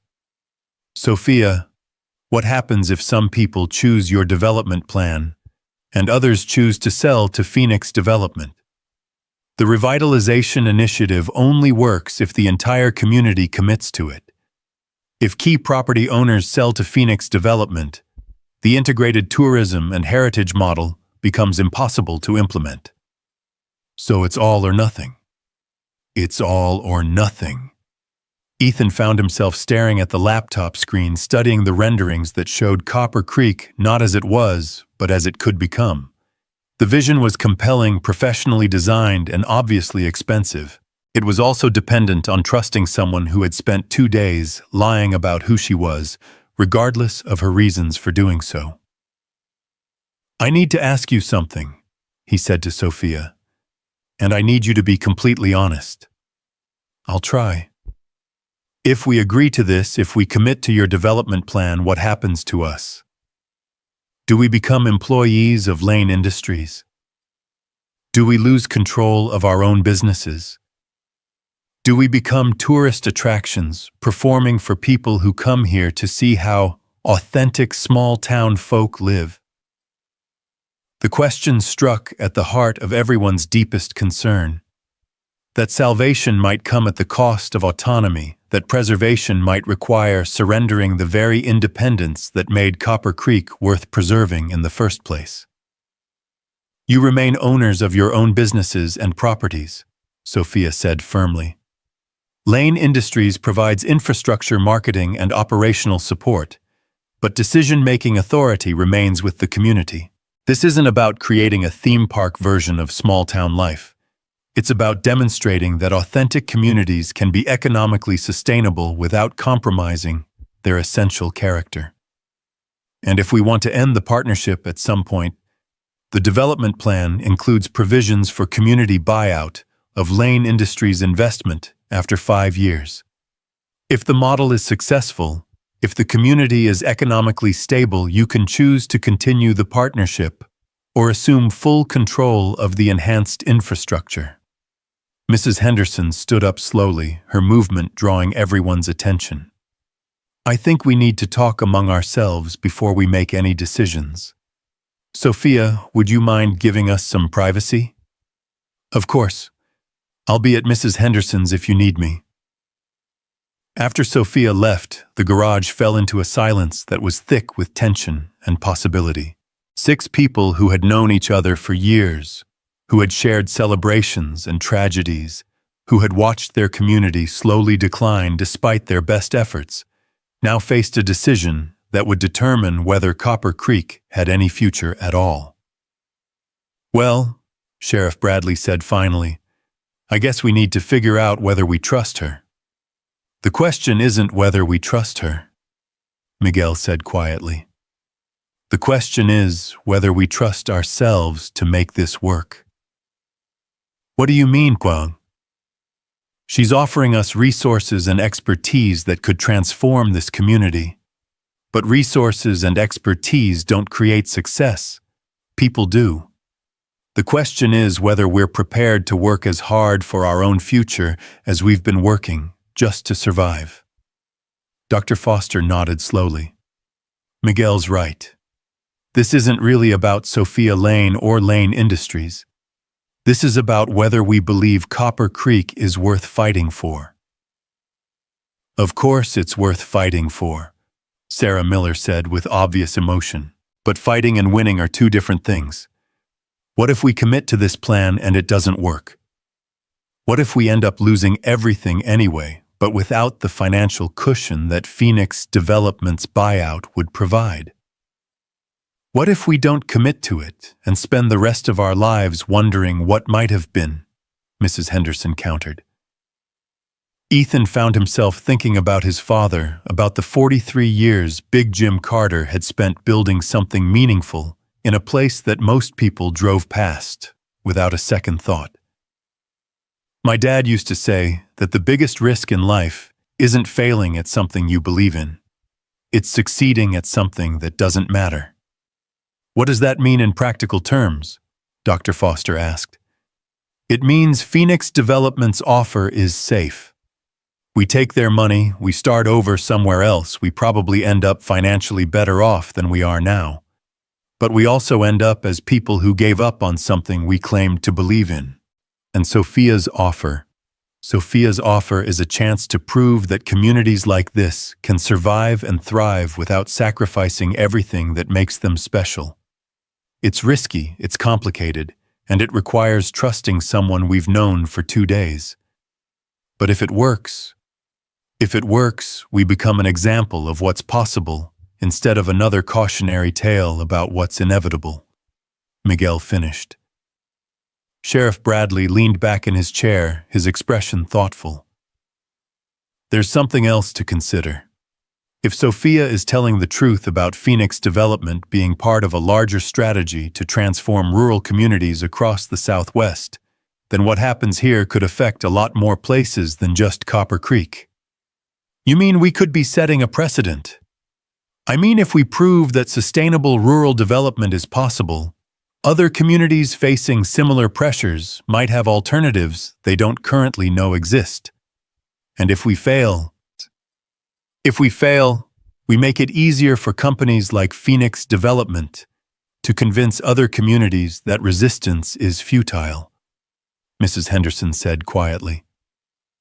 The weight of that responsibility settled over the group like a physical presence. They weren't just deciding the fate of Copper Creek, they were potentially influencing the future of rural America. I think, Sarah Miller said slowly, that we need to stop thinking about this as a choice between financial security and community preservation. Maybe the real choice is between accepting inevitability and creating possibility. What do you mean? I mean, Phoenix Development represents the inevitable.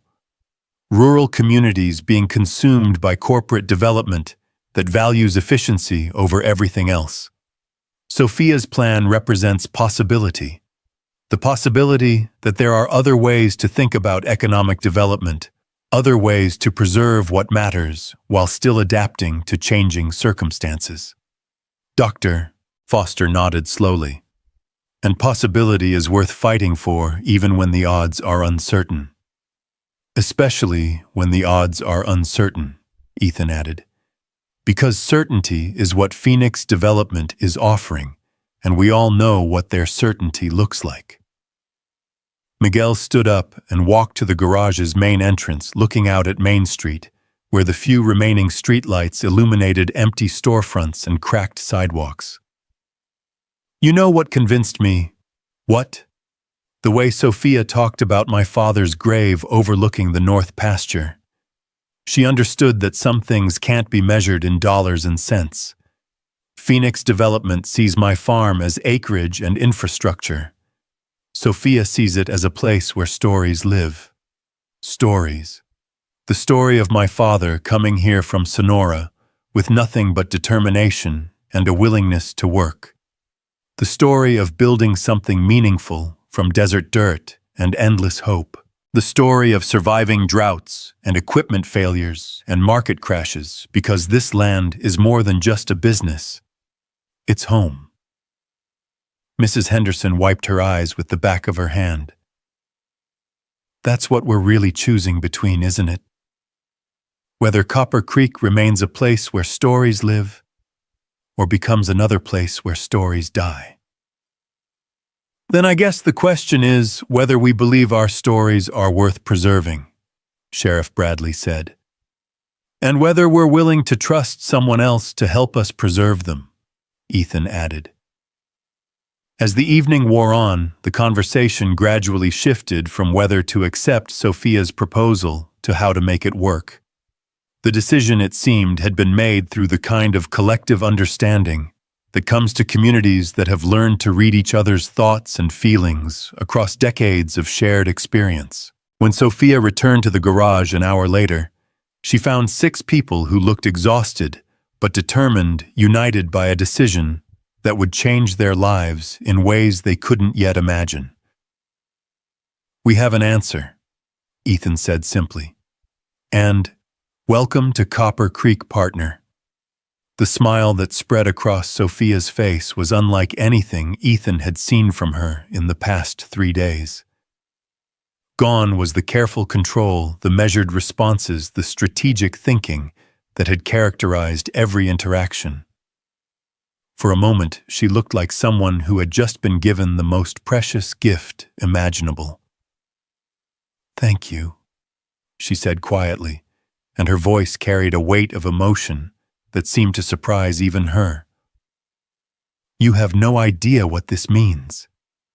"Actually, I think we do," Mrs. Henderson replied, standing to embrace Sophia with the fierce affection she usually reserved for family members. "We're all betting our futures on the belief that some things are more important than quarterly profit reports." What happened next moved with the kind of swift precision that only comes from years of careful planning combined with unlimited resources. Sophia pulled out her phone and made a series of calls that transformed the abstract possibility of the Copper Creek Revitalization Initiative into concrete reality. Within an hour, architects were being dispatched from Phoenix construction crews, were being mobilized from 3 different states, and legal teams were preparing contracts that would make the community partnership official. "The construction supervisor will be here Friday morning," Sophia explained as she coordinated logistics with the kind of efficiency that comes from running multi-billion-dollar operations. "Environmental assessment team arrives Saturday. Infrastructure specialists on Monday. We'll have the entire development plan implemented and operational within 18 months, but you'll start seeing changes within weeks." "What about Phoenix Development?" Sheriff Bradley asked. "They're not going to just walk away quietly." "Phoenix Development's option contracts expire at midnight Friday. As long as we can demonstrate that the community has committed to an alternative development plan, their legal standing becomes irrelevant." "Demonstrate how?" "Signed partnership agreements with Lane Industries construction permits filed with the county, initial infrastructure improvements visibly underway. Once we've established that Copper Creek is actively pursuing an alternative development path, Phoenix Development loses any claim to inevitability." Ethan found himself caught between excitement and vertigo. 3 days ago, his biggest concern had been finding $14,000 to prevent foreclosure. Now he was committed to a development plan that would transform his garage into the centerpiece of a heritage tourism complex. And the woman who had made it all possible was coordinating the kind of logistical operation that most small towns couldn't imagine, let alone implement. "Sophia," he said, interrupting her conversation with what appeared to be a team of environmental lawyers. "Can I talk to you privately for a minute?" They stepped outside into the desert night, where the silence was broken only by the distant sound of wind chimes and the rustle of sagebrush in the evening breeze. Above them, the sky was ablaze with stars that were invisible in most of America, hidden by the light pollution of urban development. Having second thoughts, Sophia asked. Having all the thoughts, Ethan replied. This morning I was a small-town mechanic facing bankruptcy. Tonight, I'm apparently a partner in a multi-million-dollar development project. That's a pretty significant adjustment. Adjustments are what make growth possible. And what if I'm not ready for this kind of growth? What if I'm not the person you think I am? Sophia turned to face him directly, and in the starlight, her expression was both gentle and determined. Ethan, you've spent the last 3 years keeping a failing business alive because you believed it was more important to serve your community than to maximize your own profit. You've fixed cars for people who couldn't pay because you understood that their transportation was more important than your cash flow. You've preserved your father's legacy not because it was easy, but because it was right. That doesn't make me qualified to run a heritage tourism center. That makes you exactly the kind of person who should run a heritage tourism center. People don't come to places like this to see perfect business operations. They come to meet authentic people who represent values that the rest of the world has forgotten. And what if I disappoint them? Then you'll handle the disappointment the same way you've handled every other challenge in your life, with integrity, determination, and a commitment to doing right by the people who depend on you. As they talked, the lights in Mrs. Henderson's store across the street went out, followed shortly by the lights in Dr. Foster's clinic and the few other buildings that still showed signs of life after dark. Copper Creek was settling into its usual evening quiet, unaware that everything was about to change. "There's something I need to tell you," Sophia said suddenly. "What? The motorcycle breaking down wasn't an accident." Ethan stared at her. "What do you mean?" "I mean I disabled the fuel injection system before I got to Copper Creek. I needed a reason to stay in town long enough to evaluate the community and the development potential." The revelation hit Ethan like a physical blow. "You've been lying about everything. Not everything. Not about why this matters to me, not about what I think this community could become, not about believing that authentic relationships are more valuable than quarterly profit reports. But you manipulated the whole situation. You created a crisis so you could position yourself as the solution. I created an opportunity to understand what this community was really like before I committed to investing in its future. If I had rolled into town in a corporate limousine and announced that I was a billionaire CEO with a development plan, how would you have reacted?" Ethan considered the question honestly. "We probably would have assumed you were another version of Phoenix Development." "Exactly. You would have been polite, cautious, and completely unwilling to share the kind of honest information I needed to design a development plan that actually serves your community's needs. So you decided to spy on us instead. I decided to get to know you. Real knowledge, not the sanitized version people give to corporate executives they're trying to impress or placate." Ethan found himself torn between anger and understanding. The deception was significant, but the results had been extraordinary. Without Sophia's intervention, Copper Creek would have faced an impossible choice between economic survival and community preservation. Now they had a path forward that offered both. "Why are you telling me this now?" "Because partnerships require honesty, even when that honesty is uncomfortable. If we're going to work together to make this project successful, you need to know exactly who you're dealing with." "And who am I dealing with?" "Someone who has the resources to make this project work, the experience to avoid the mistakes that kill most rural development initiatives, and the personal motivation to ensure that Copper Creek doesn't end up like Cedar Falls. Someone who also manipulates situations to get what she wants. Someone who understands that sometimes you have to create opportunities instead of waiting for them to appear naturally." As they stood in the desert darkness, Ethan realized that his anger was being replaced by something more complex, a recognition that Sophia's deception had been motivated by the same commitment to protecting Copper Creek that had driven his own willingness to work for free to extend credit. He couldn't afford to sacrifice his own financial security for the sake of community preservation. "What happens now?" he asked. "Now we prove that sustainable rural development is possible. We show that communities like Copper Creek can thrive without sacrificing their essential character. We demonstrate that authenticity and economic viability aren't mutually exclusive.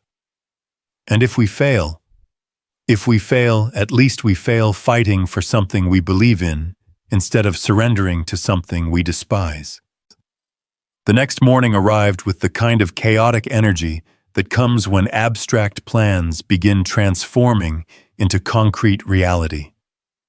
Ethan was at the garage by 6 o'clock, partly out of habit, and partly because sleep had been impossible after the revelations of the previous evening. He was rebuilding Sarah Miller's transmission when the first truck arrived, a massive vehicle carrying surveying equipment and operated by two men who obviously knew exactly what they were doing. "You, Ethan Carter?" the driver asked, consulting a tablet that appeared to contain detailed information about the entire development project. "That's me. Frank Morrison Construction. We're here to conduct the initial site assessment for the Automotive Heritage Center expansion." "Already?" "Ma'am Lane doesn't believe in wasting time. We've got environmental specialists arriving this afternoon, architectural team tomorrow morning, and infrastructure assessment team on Monday. Full construction crew mobilizes next Wednesday." Ethan watched as the surveyors began setting up their equipment with the kind of professional efficiency that suggested this was routine for them, just another development project in a career full of development projects. The difference was that this time the project was designed to preserve rather than replace, to enhance rather than eliminate. "Morning, Ethan," called out Sheriff Bradley as he approached the garage. "Looks like things are moving faster than I expected. How are you feeling about all this?" "Terrified and excited in roughly equal proportions." Sheriff Bradley laughed.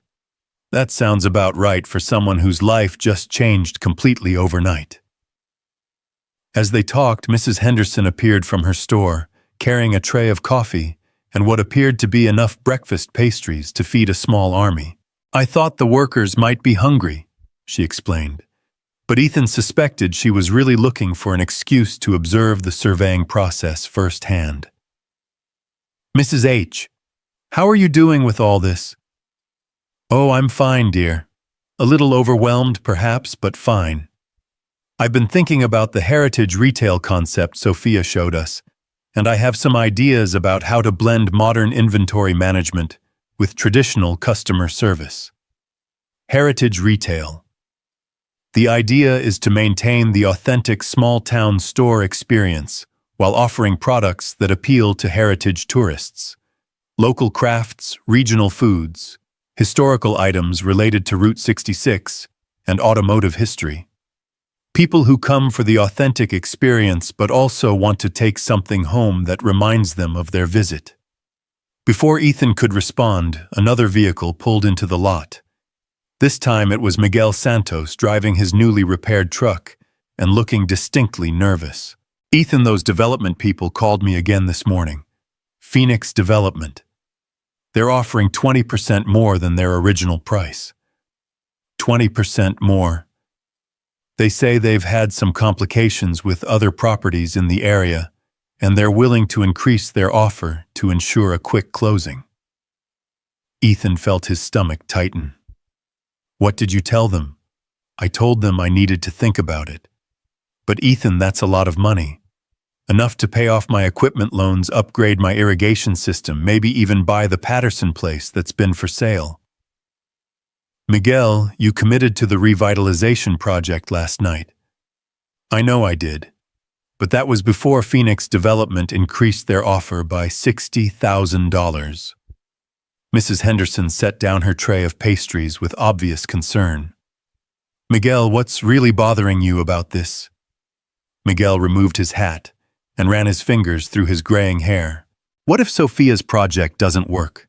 What if heritage tourism and agritourism sound good in theory, but don't generate enough revenue to sustain the farm? At least with Phoenix Development, I know exactly what I'm getting." "You know exactly what you're losing too," Sheriff Bradley pointed out. "I'm 63 years old, Tom. How many more chances do I get to secure my financial future?" The question hung in the air like a physical presence, highlighting the fundamental tension between security and possibility that lay at the heart of every difficult decision. Phoenix Development represented certainty, guaranteed money, immediate resolution, financial security regardless of broader consequences.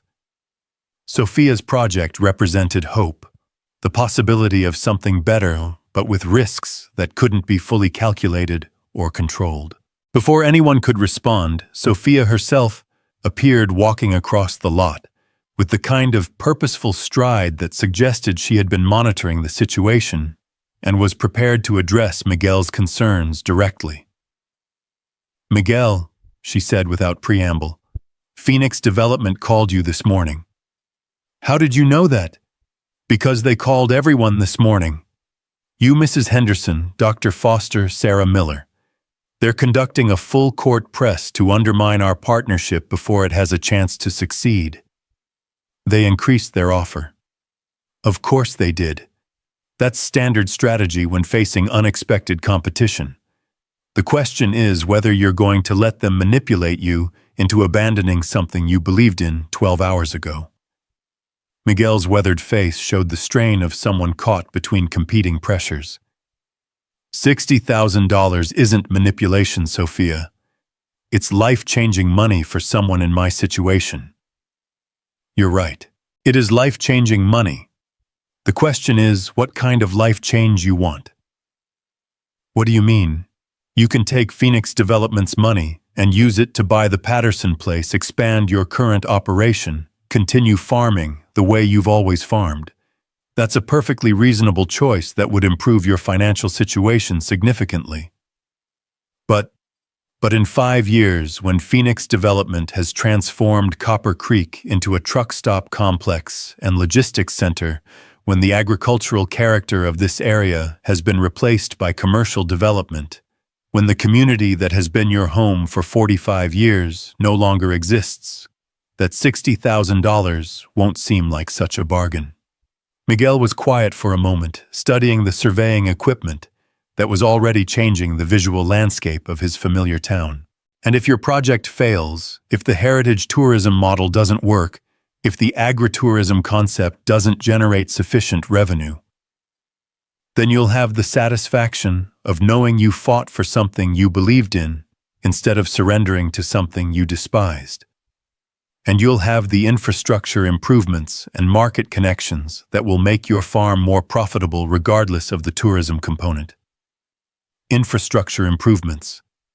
Irrigation system upgrades, soil enhancement equipment, modernization, high-speed internet for market research and direct sales. The agricultural component of the heritage tourism model requires your farm to be more productive and profitable, not less. Mrs. Henderson had been listening with growing understanding. Sophia Phoenix Development isn't just trying to buy individual properties anymore. They're trying to prevent our community partnership from succeeding. Exactly. They understand that if Copper Creek proves sustainable, rural development is possible, other communities will start demanding alternatives to corporate development schemes. This isn't just about one truck stop anymore. It's about establishing a precedent that could affect their entire business model. Sheriff Bradley leaned against the fender of Miguel's truck. So we're not just deciding what happens to Copper Creek. We're deciding what's possible for rural communities across the region. That's exactly what we're deciding. As if summoned by the conversation, Richard Morrison's black sedan pulled into the garage lot, followed by 2 additional vehicles that disgorged a team of men in expensive suits who surveyed the surveying equipment with obvious displeasure. "Mr. Carter," Morrison called out, as he approached, his voice carrying the kind of forced friendliness that poorly concealed underlying aggression. "I see you've got some activity here." "Site assessment for the Heritage Center expansion," Ethan replied evenly. "Heritage Center, part of the Copper Creek Revitalization Initiative, community-based sustainable development focused on heritage tourism and agricultural preservation." Morrison's expression shifted almost imperceptibly, revealing a flash of something that might have been alarm before the professional mask reasserted itself. "That sounds like an interesting project, quite ambitious for a community of this size." "Ambitious projects require ambitious partnerships." "Indeed they do. Mr. Carter, I hope you understand that Phoenix Development has significant resources invested in our Copper Creek project. We're not accustomed to encountering complications at this stage of the development process. I'm sure you'll adapt." Morrison turned his attention to Miguel, his smile becoming more pointed. "Mr. Santos, I trust you've had time to consider our revised offer." "I'm still thinking about it." "I hope you'll think quickly. Market conditions can change rapidly, and opportunities have a way of disappearing when they're not promptly embraced." The threat was subtle but unmistakable. Phoenix Development was prepared to withdraw their offers entirely if they couldn't prevent the community partnership from moving forward. Miguel would lose not just the enhanced offer, but any offer at all.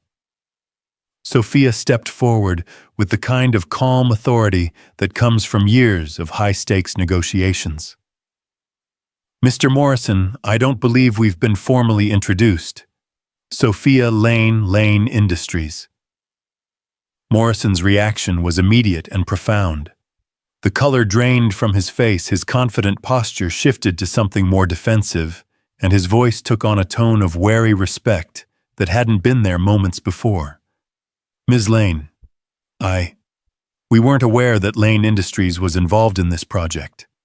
Lane Industries is the primary partner in the Copper Creek Revitalization Initiative. We're committed to demonstrating that sustainable rural development can be more profitable than extractive development models." "I see. And this is a long-term commitment, 18-month implementation timeline followed by ongoing partnership with the community. Full infrastructure investment, comprehensive marketing support, and guaranteed revenue streams for participating businesses." Morrison glanced at his associates, and Ethan could see them conducting rapid calculations based on information he didn't possess. Whatever they were considering, it was clearly changing their assessment of the situation. "Ms. Lane, perhaps we could arrange a meeting to discuss potential areas of collaboration between Phoenix Development and Lane Industries." "Mr. Morrison, Lane Industries doesn't collaborate with companies that use predatory development practices to exploit distressed communities." Predatory is a strong word. An accurate word. You've systematically targeted every key property owner in Copper Creek with offers designed to prevent community consultation and coordinated response. You've used time pressure and divide and conquer tactics to force individual decisions that serve your corporate interests at the expense of community preservation.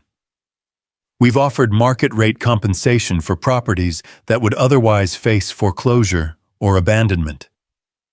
You've offered short-term financial incentives in exchange for the permanent destruction of community assets that have taken generations to develop. Morrison's professional facade was beginning to crack, revealing the harder edge that lay beneath the surface courtesy. "Ms. Lane Phoenix Development has significant financial backing and extensive experience in rural development projects. We're prepared to move forward with or without community cooperation."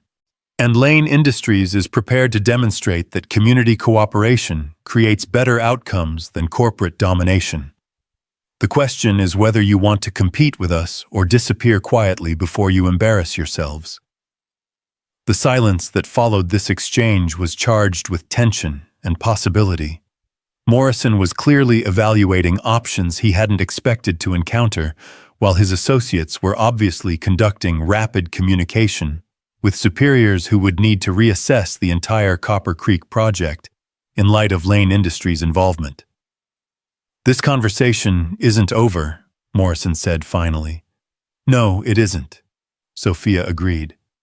"But it's about to become much more public. Lane Industries will be announcing the Copper Creek Revitalization Initiative at a press conference next week. Regional media business publications and development industry analysts will all be invited to observe sustainable rural development in action." After Phoenix Development's team departed, the garage fell into a silence that was both relieved and apprehensive. The immediate crisis had been addressed, but everyone present understood that the conflict was far from over. "They're going to fight this," Sheriff Bradley observed. "Of course they are," Sophia replied. "But now they're fighting Lane Industries instead of individual property owners. That changes the dynamics considerably." Miguel removed his hat again, but this time his expression showed relief rather than anxiety.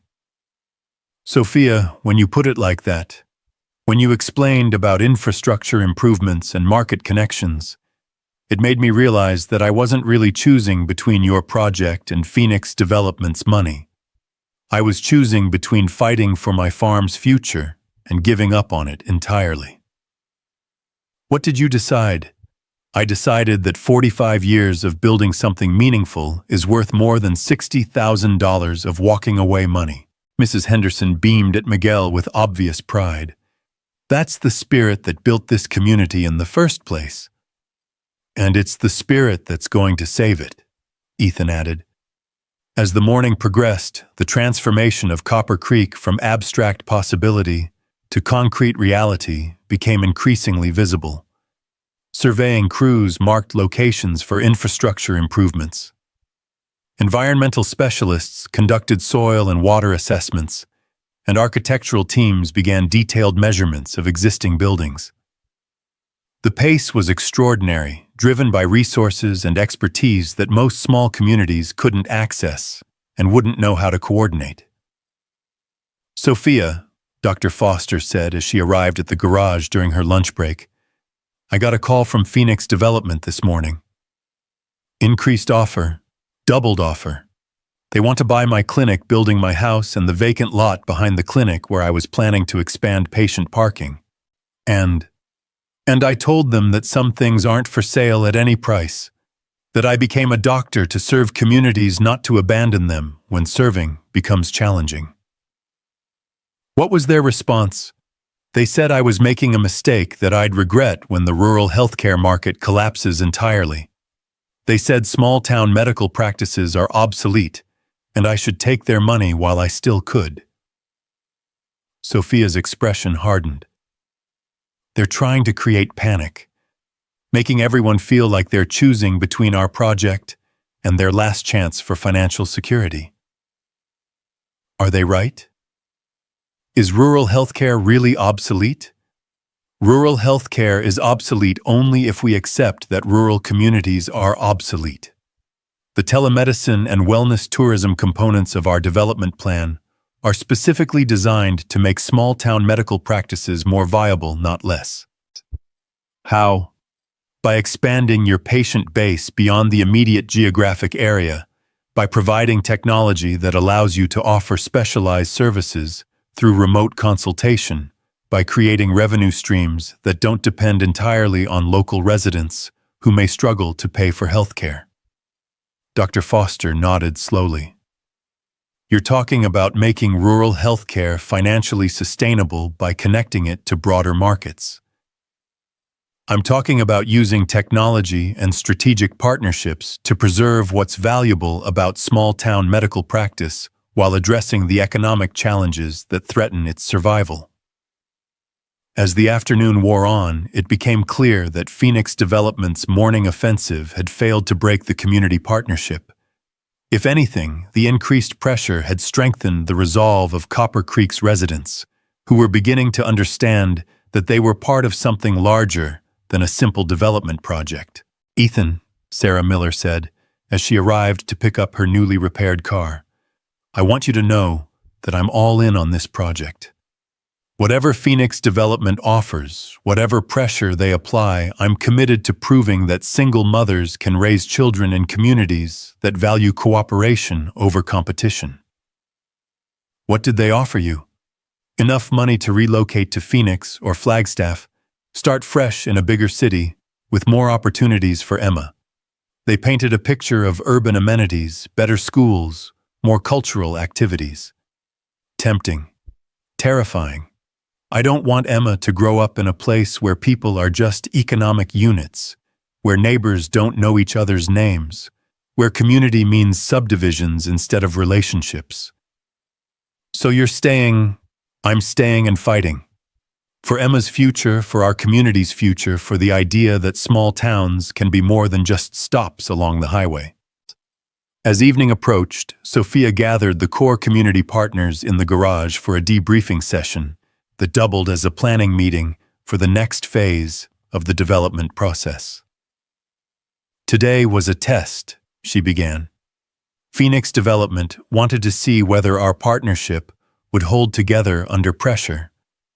They wanted to determine whether community solidarity was real or just sentiment that would dissolve when confronted with serious money." "And what did they learn?" Mrs. Henderson asked.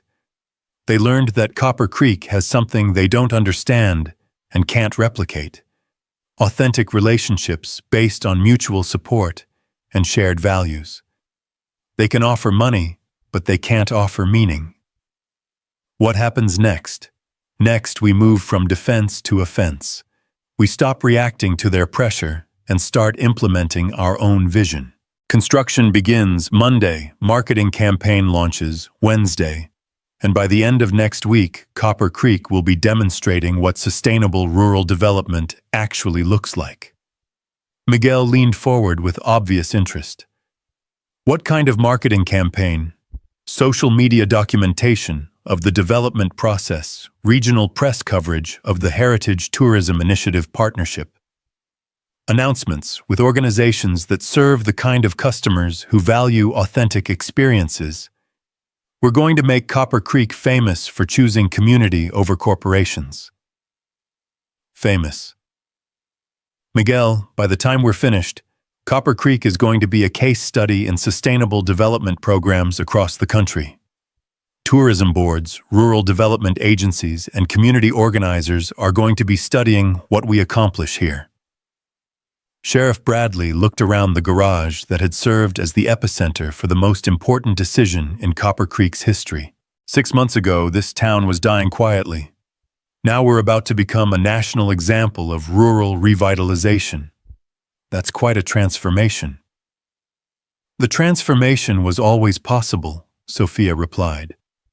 "The community assets were already here. The authentic relationships, the traditional skills, the commitment to taking care of each other. All we did was create a framework for leveraging those assets into economic sustainability." "All you did," Ethan said with a slight smile, "was prove that sometimes salvation comes from unexpected directions delivered by people who understand that wealth means more than money." As the meeting concluded and community members dispersed to their homes and businesses, Ethan found himself alone with Sophia in the garage that would soon be transformed into something he could barely imagine. The surveying equipment had been removed, leaving behind stakes and markings that indicated where the expansion would occur, but the essential character of the space remained unchanged. "Sophia," he said, as they prepared to lock up for the evening, "there's something I need to ask you." "What?" "When this is all over, when the development is complete and the Heritage Center is operational, and Copper Creek has become the model for sustainable rural development, what happens to us?" "What do you mean?" "I mean the relationship between us. The partnership that started with a broken motorcycle and became something neither of us expected. Sophia was quiet for a moment, and when she spoke, her voice carried a vulnerability that had been hidden beneath layers of corporate authority and strategic thinking. I don't know. I've been so focused on proving that this model could work, on demonstrating that communities like Copper Creek could be preserved, that I haven't thought much about what comes after the demonstration. Maybe it's time to start thinking about that. Maybe it is. As they walked across the street toward Mrs. Henderson's store, where Sophia would spend another night in the back room that had become her temporary home, Ethan realized that the Copper Creek Revitalization Initiative had become something more than a development project. It had become a laboratory for discovering whether authentic relationships could survive in a world increasingly dominated by corporate algorithms and profit maximization. Tomorrow would bring construction crews, architectural teams, and the beginning of the physical transformation that would turn Copper Creek from a dying desert town into a thriving heritage tourism destination. But tonight, in the quiet darkness of Main Street, two people who had found each other through a combination of deception and honesty, manipulation and authenticity, corporate power and small-town values, were beginning to understand that the most important development project was the one taking place between them. The stars above Copper Creek shone with the same brilliance they had displayed for generations, witness to countless stories of hope and struggle, success and failure, love and loss. Tomorrow would add another chapter to that cosmic narrative, but tonight belonged to possibility, to the fragile beginning of something that might prove more valuable than all the development projects and profit margins in the world. The morning of Monday, September 15th, dawned with the kind of crisp clarity that made promises seem possible and dreams feel tangible. By 6:30, Main Street looked like a construction zone orchestrated by someone who actually cared about the end result. 3 massive trucks had arrived before sunrise, carrying equipment that gleamed with the kind of serious functionality that spoke of unlimited budgets and professional competence. Ethan stood in the doorway of his garage, coffee mug in hand, watching a crew of 12 workers unload surveying equipment, concrete forms, and what appeared to be enough building materials to construct a small subdivision. The crew chief, a weathered man in his 50s who introduced himself as Bill Hernandez, approached with the confident stride of someone who had overseen hundreds of construction projects and understood exactly how to turn architectural dreams into functional reality. "Mr. Carter, I'm here to build your automotive heritage center. Ms. Lane says you want something that preserves the essential character of this place while making it capable of serving a much broader purpose." "That's exactly what I want," Ethan replied, though he still felt a certain unreality about the entire situation. "How long do you think it will take?"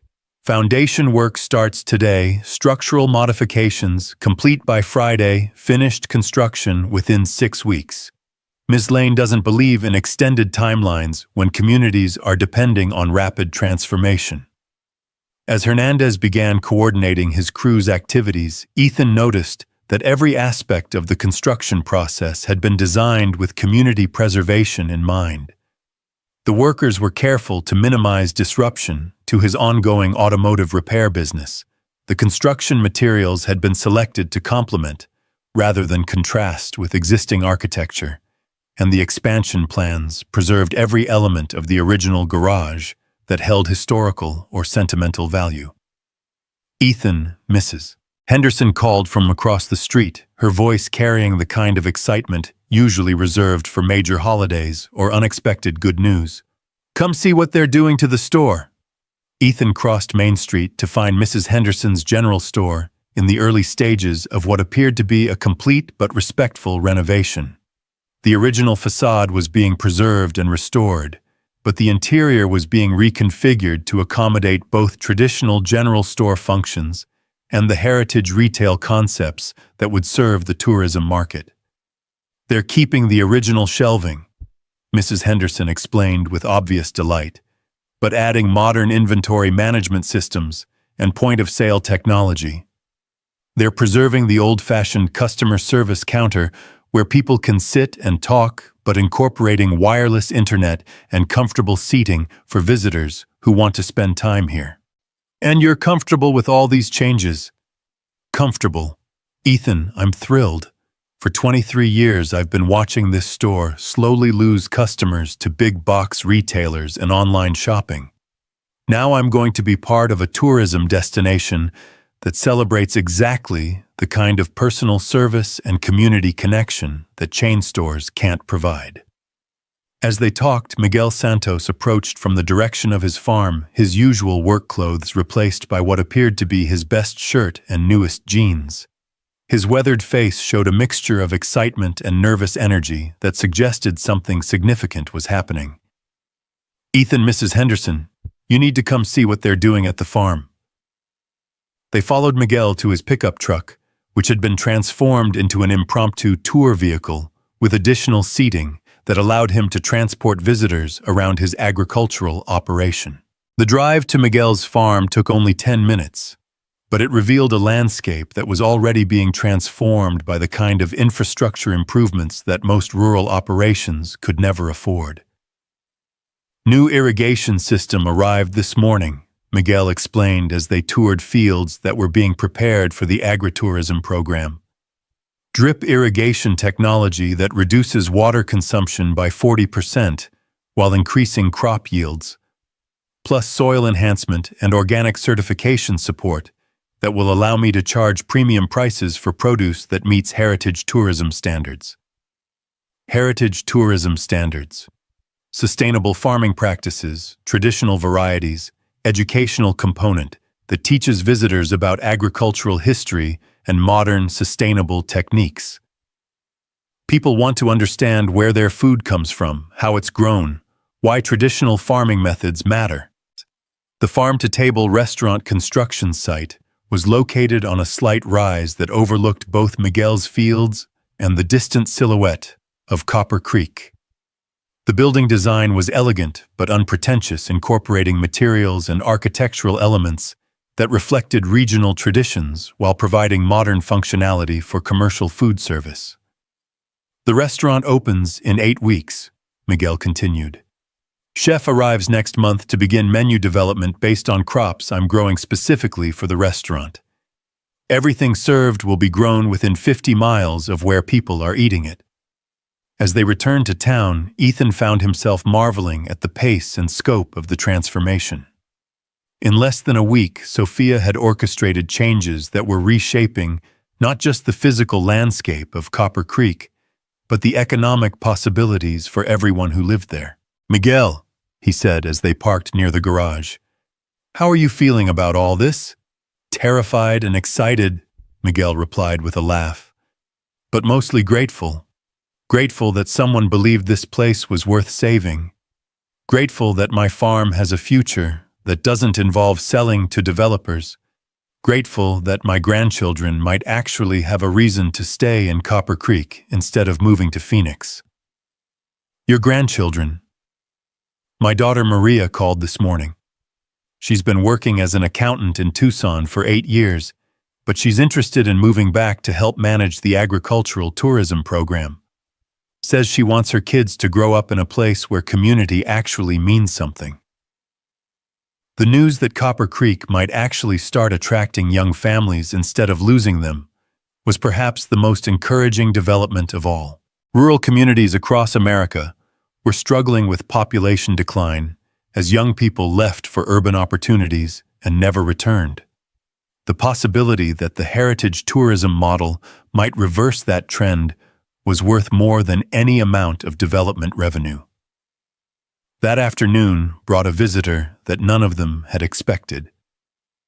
Dr. Amanda Foster was conducting a routine checkup on elderly Pete Morrison when she noticed a car with California license plates parked outside her clinic.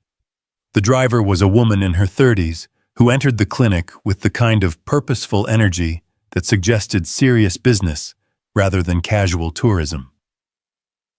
Dr. Foster, I'm Jessica Chen, medical correspondent for the Los Angeles Times. I'm here to write about the Copper Creek Revitalization Initiative, specifically the rural healthcare component. How did you hear about our project? Lane Industries issued a press release yesterday announcing the heritage tourism development. But what caught my attention was the telemedicine and wellness tourism aspects of the healthcare program. Rural healthcare is a national crisis, and if you've found a sustainable model that preserves community-based medicine while addressing economic viability, that's a story worth telling. Dr. Foster spent the next 2 hours explaining how the wellness tourism component would work, how telemedicine partnerships would expand her ability to serve patients, how the heritage tourism model would create revenue streams that didn't depend entirely on local residents who often struggled to pay for healthcare services. The goal isn't to replace traditional community medicine, Dr. Foster explained as they toured the clinic expansion site. The goal is to enhance it by connecting rural healthcare providers to broader markets and advanced resources. And you think people will really travel to Copper Creek for healthcare services? I think people are hungry for healthcare that treats them as human beings rather than medical units.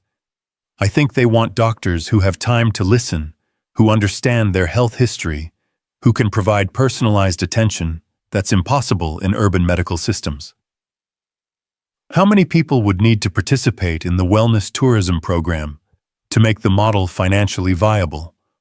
According to the economic projections, if we serve 50 wellness tourists per month, while maintaining our current local patient base, the clinic becomes not just sustainable, but profitable enough to support additional staff and expanded services. By evening, word had spread throughout Copper Creek that the Los Angeles Times was documenting their revitalization project. The implications were both exciting and intimidating. Regional media attention would accelerate the heritage tourism marketing campaign, but it would also subject their community experiment to public scrutiny and potential criticism. Sophia, Ethan said, as they met at the garage to discuss the media attention, "Are we ready for this kind of visibility?" "We're as ready as we're going to be. The infrastructure improvements are proceeding ahead of schedule. The business enhancement programs are being implemented successfully, and the community partnership is stronger than I expected." But what if the reporter finds problems? What if she writes about the risks instead of the opportunities? Then she writes an honest story about a community that's trying something innovative and challenging. That's exactly the kind of story that attracts the people we want to reach. The people we want to reach. People who value authenticity over efficiency, who want to support communities that preserve traditional values while adapting to modern economic realities. People who understand that places like Copper Creek represent something important that shouldn't be allowed to disappear. As they talked, Sheriff Bradley arrived with news that changed the entire trajectory of the conversation. Phoenix Development just filed a lawsuit challenging our development permits. "On what grounds?" Sophia asked. "They claim that Lane Industries' rapid permit approval process violated county regulations, requiring extended public comment periods for major development projects. And they're asking for an injunction that would halt all construction until the legal issues are resolved." Sophia's expression shifted from surprise to something that looked distinctly like anger. They're trying to delay the project long enough to undermine community confidence and create financial pressure that forces individual property owners to reconsider their partnership commitments. How long could a legal challenge delay things? Months, potentially. Long enough to make it impossible to complete the Heritage Center construction before the winter tourism season. So what do? We prove that Phoenix Development's legal challenge is motivated by anti-competitive behavior rather than legitimate regulatory concerns. How? By demonstrating that our permit approval process followed all applicable regulations, that community input was actively solicited and incorporated, and that Phoenix Development's real motivation is preventing competition rather than ensuring regulatory compliance. The next morning brought a team of lawyers from Phoenix who set up a temporary office in the conference room at Copper Creek's tiny city hall. The legal team was led by a woman named Patricia Williams, whose credentials included successful defense of rural development projects against corporate legal challenges in 4 different states. The key to winning this case, Williams explained to the assembled community partners, is demonstrating that the Copper Creek Revitalization Initiative serves genuine community interests rather than external corporate agenda.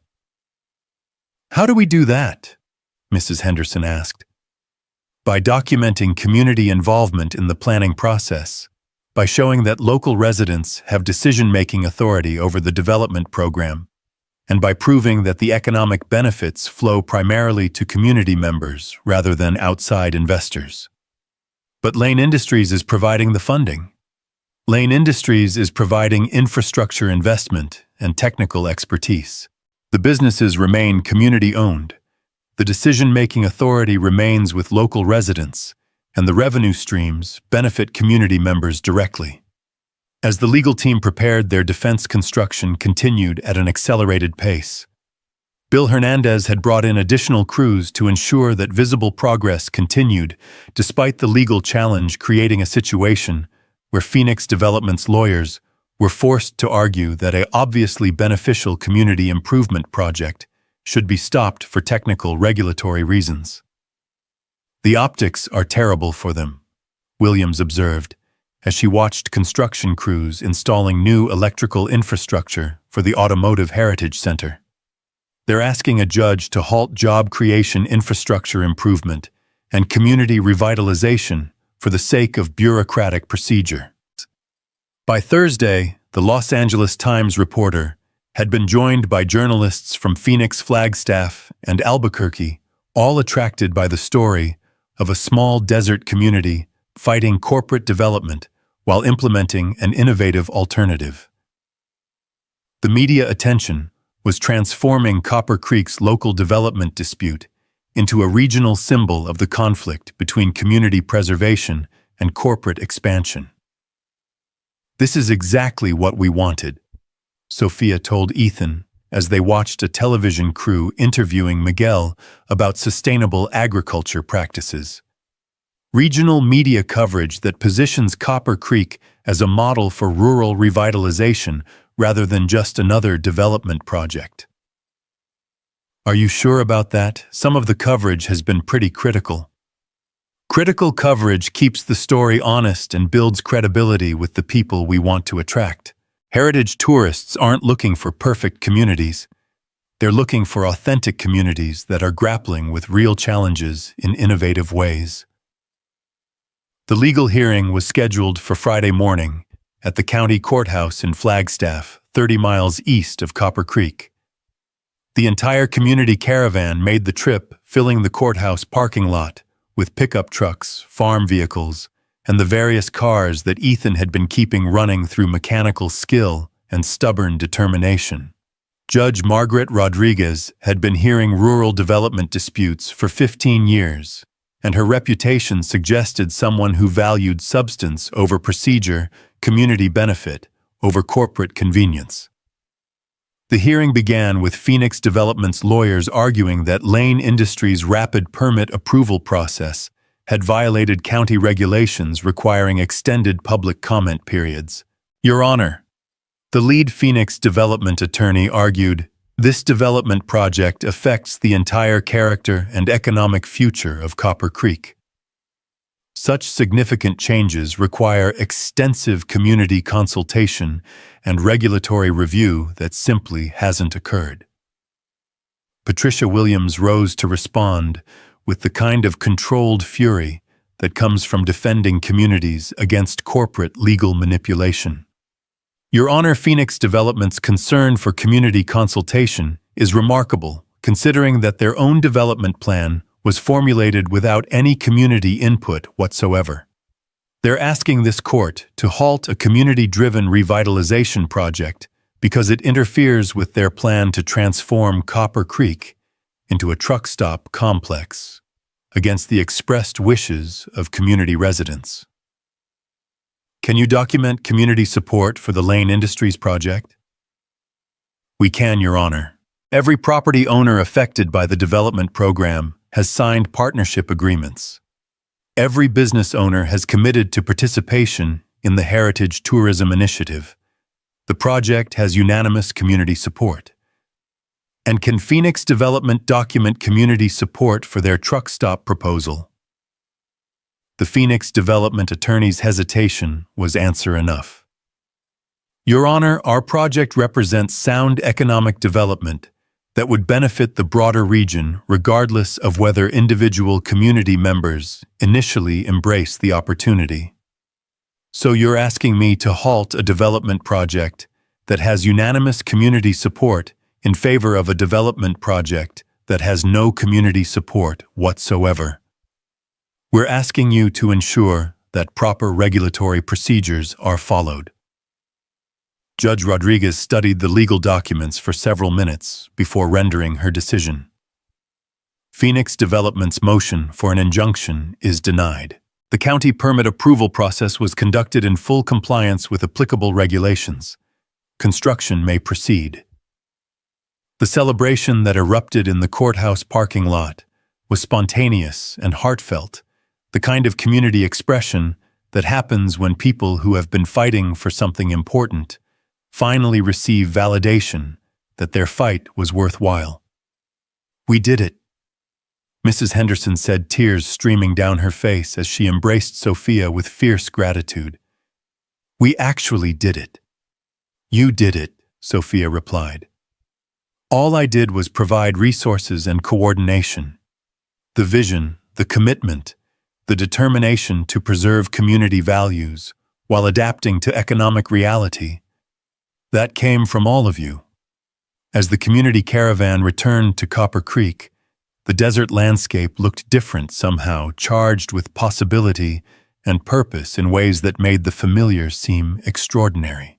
The late afternoon sun painted the mountains in shades of gold and crimson, creating a backdrop that seemed designed to celebrate new beginnings and successful conclusions. 6 months later, Copper Creek had become exactly what Sophia had envisioned. A thriving heritage tourism destination that preserved authentic community character while providing sustainable economic opportunities for residents. The Automotive Heritage Center was booked with educational tours and restoration workshops 3 months in advance. Miguel's agritourism program was hosting visitors from across the Southwest who came to learn about sustainable farming while enjoying farm-to-table dining experiences. Dr. Foster's wellness tourism program was serving patients who traveled from urban areas specifically to receive personalized health care in a community setting. But more than that, Copper Creek had become something that couldn't be measured in tourism revenue or development statistics. It had become a place where young people returned to raise families, where elderly residents could age with dignity and community support, where traditional values and modern innovation coexisted in ways that enhanced rather than contradicted each other. Ethan, Sophia said as they stood in the Heritage Center on a Thursday evening in March, watching a group of teenagers from Phoenix learn carburetor rebuilding techniques from a master mechanic who understood that teaching was as important as fixing. Do you remember what you said about your father's definition of success? That a man's worth isn't measured by what he accumulates, but by what he contributes. What do you think he would say about what we've accomplished here? Ethan looked around the Heritage Center that bore his father's name, filled with young people learning traditional skills, supported by a community that had chosen preservation over profit and authenticity over efficiency. I think he'd say that sometimes the most important thing you can contribute is proof that alternatives are possible. And what do you think about what we've accomplished? The question carried weight that extended beyond the development project, beyond the successful transformation of Copper Creek from dying desert town to thriving heritage destination. It was a question about the relationship that had developed between a small-town mechanic and a billionaire CEO who had discovered that wealth meant more than money, that success required more than profit margins, that love could grow in the space between deception and honesty, between manipulation and authenticity. "I think," Ethan said slowly, "that we've proved something that Phoenix Development and companies like them don't understand." "What's that?"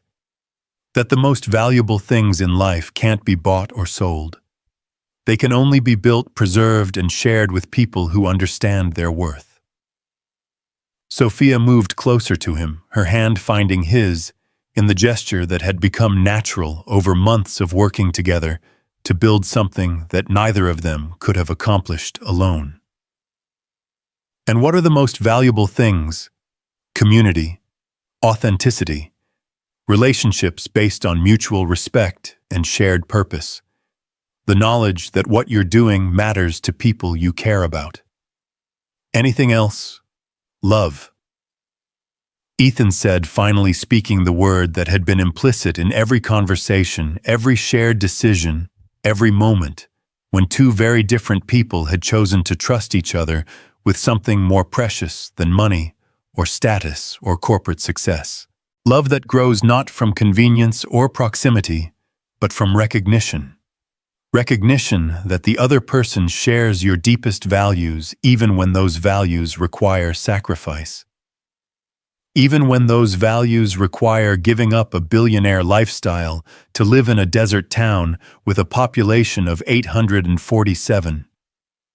Even when those values require to believing that a small-town mechanic might be worth more than all the corporate executives and board members and strategic partners in the world. As the sun set over Copper Creek, painting the sky in shades of gold and crimson that seemed designed to celebrate perfect endings and new beginnings, Sophia Lane and Ethan Carter stood in the Automotive Heritage Center that bore his father's name, surrounded by evidence that authentic communities could survive and thrive without sacrificing the values that made them worth preserving. Outside Main Street bustled with the kind of purposeful activity that came from economic vitality rather than mere survival. Heritage tourists explored Mrs. Henderson's store, sampling local crafts and regional foods, while engaging in conversations about community history and traditional values. Agricultural tourists returned from Miguel's farm with vegetables they had helped harvest and stories about sustainable farming practices they planned to implement in their own communities.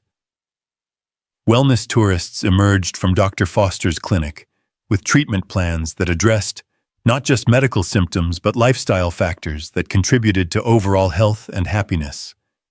But most importantly, the streets carried the sounds of children playing, of young families choosing to build their futures in a place that valued human connection over economic efficiency, of elderly residents aging with dignity in a community that honored their wisdom and supported their needs. "Sophia," Ethan said as they prepared to close the Heritage Center for the evening, "there's something I need to ask you."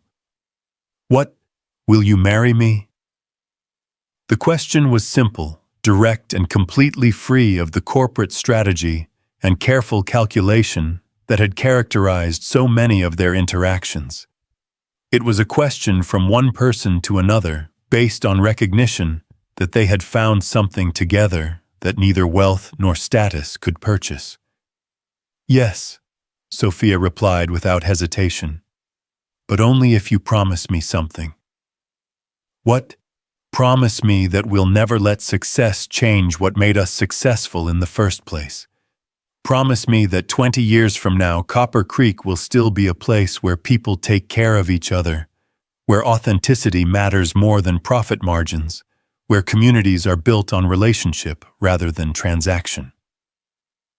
"I promise," Ethan said, sealing the commitment with a kiss that tasted of desert wind and endless possibility, as they walked hand in hand down Main Street toward Mrs. Henderson's store, where Sophia had maintained her room even after she could have afforded to build a mansion on any hill in America they passed the sign that welcomed visitors to Copper Creek. Population 847 and growing home of the Southwest Automotive Heritage Center, Santos Family Farm-to-Table Restaurant, and the Foster Wellness Clinic. But more than that, home to the proof that communities could be preserved without being pickled, that economic development could enhance rather than eliminate authentic human relationship, that love could grow in the space between two very different worlds, when it was nurtured by people who understood that the most valuable things in life were those that money couldn't buy and corporate development couldn't replicate. The stars above Copper Creek shone with the same brilliance they had displayed for generations, but now they illuminated something new. A community that had chosen possibility over resignation, authenticity over efficiency, love over profit. And in making that choice had discovered that sometimes the most important revitalization project is the one that happens not to buildings or businesses, but to the human heart. In the distance, the lights of Interstate 40 carried travelers toward destinations they considered more important than a small desert town with a funny name and an unlikely story. But in Copper Creek itself, in the quiet streets and restored buildings, and the garage where an honest mechanic had learned that helping a stranger could change the world, the future had arrived. Wearing work clothes and carrying the tools necessary to build something that would last not just for quarterly reports or annual assessments, but for generations of people who understood that the most sustainable development of all is the kind that develops human potential alongside economic opportunity. The story of Copper Creek had become the story of what was possible when people chose community over corporation, when they chose to fight for something they believed in, instead of surrendering to something they despised, when they discovered that sometimes salvation arrives not in the form you expect, but in exactly the form you need. And in the Automotive Heritage Center that bore the name of a man who believed that worth was measured by contribution rather than accumulation, the tools lay ready for the next day's work. The work of proving that authentic communities could thrive, that traditional values could coexist with modern innovation, that love could bridge any gap between different worlds when it was built on the foundation of shared purpose and mutual respect. The Copper Creek Revitalization Initiative had succeeded beyond anyone's projections, but its greatest success was not measured in tourism revenue or development statistics. Its greatest success was measured in the faces of children who would grow up believing that community was possible, in the voices of young couples planning futures in a place that valued relationship over transaction, in the quiet satisfaction of people who had fought for something important and discovered that sometimes when you fight for the right reasons with the right people, you actually win.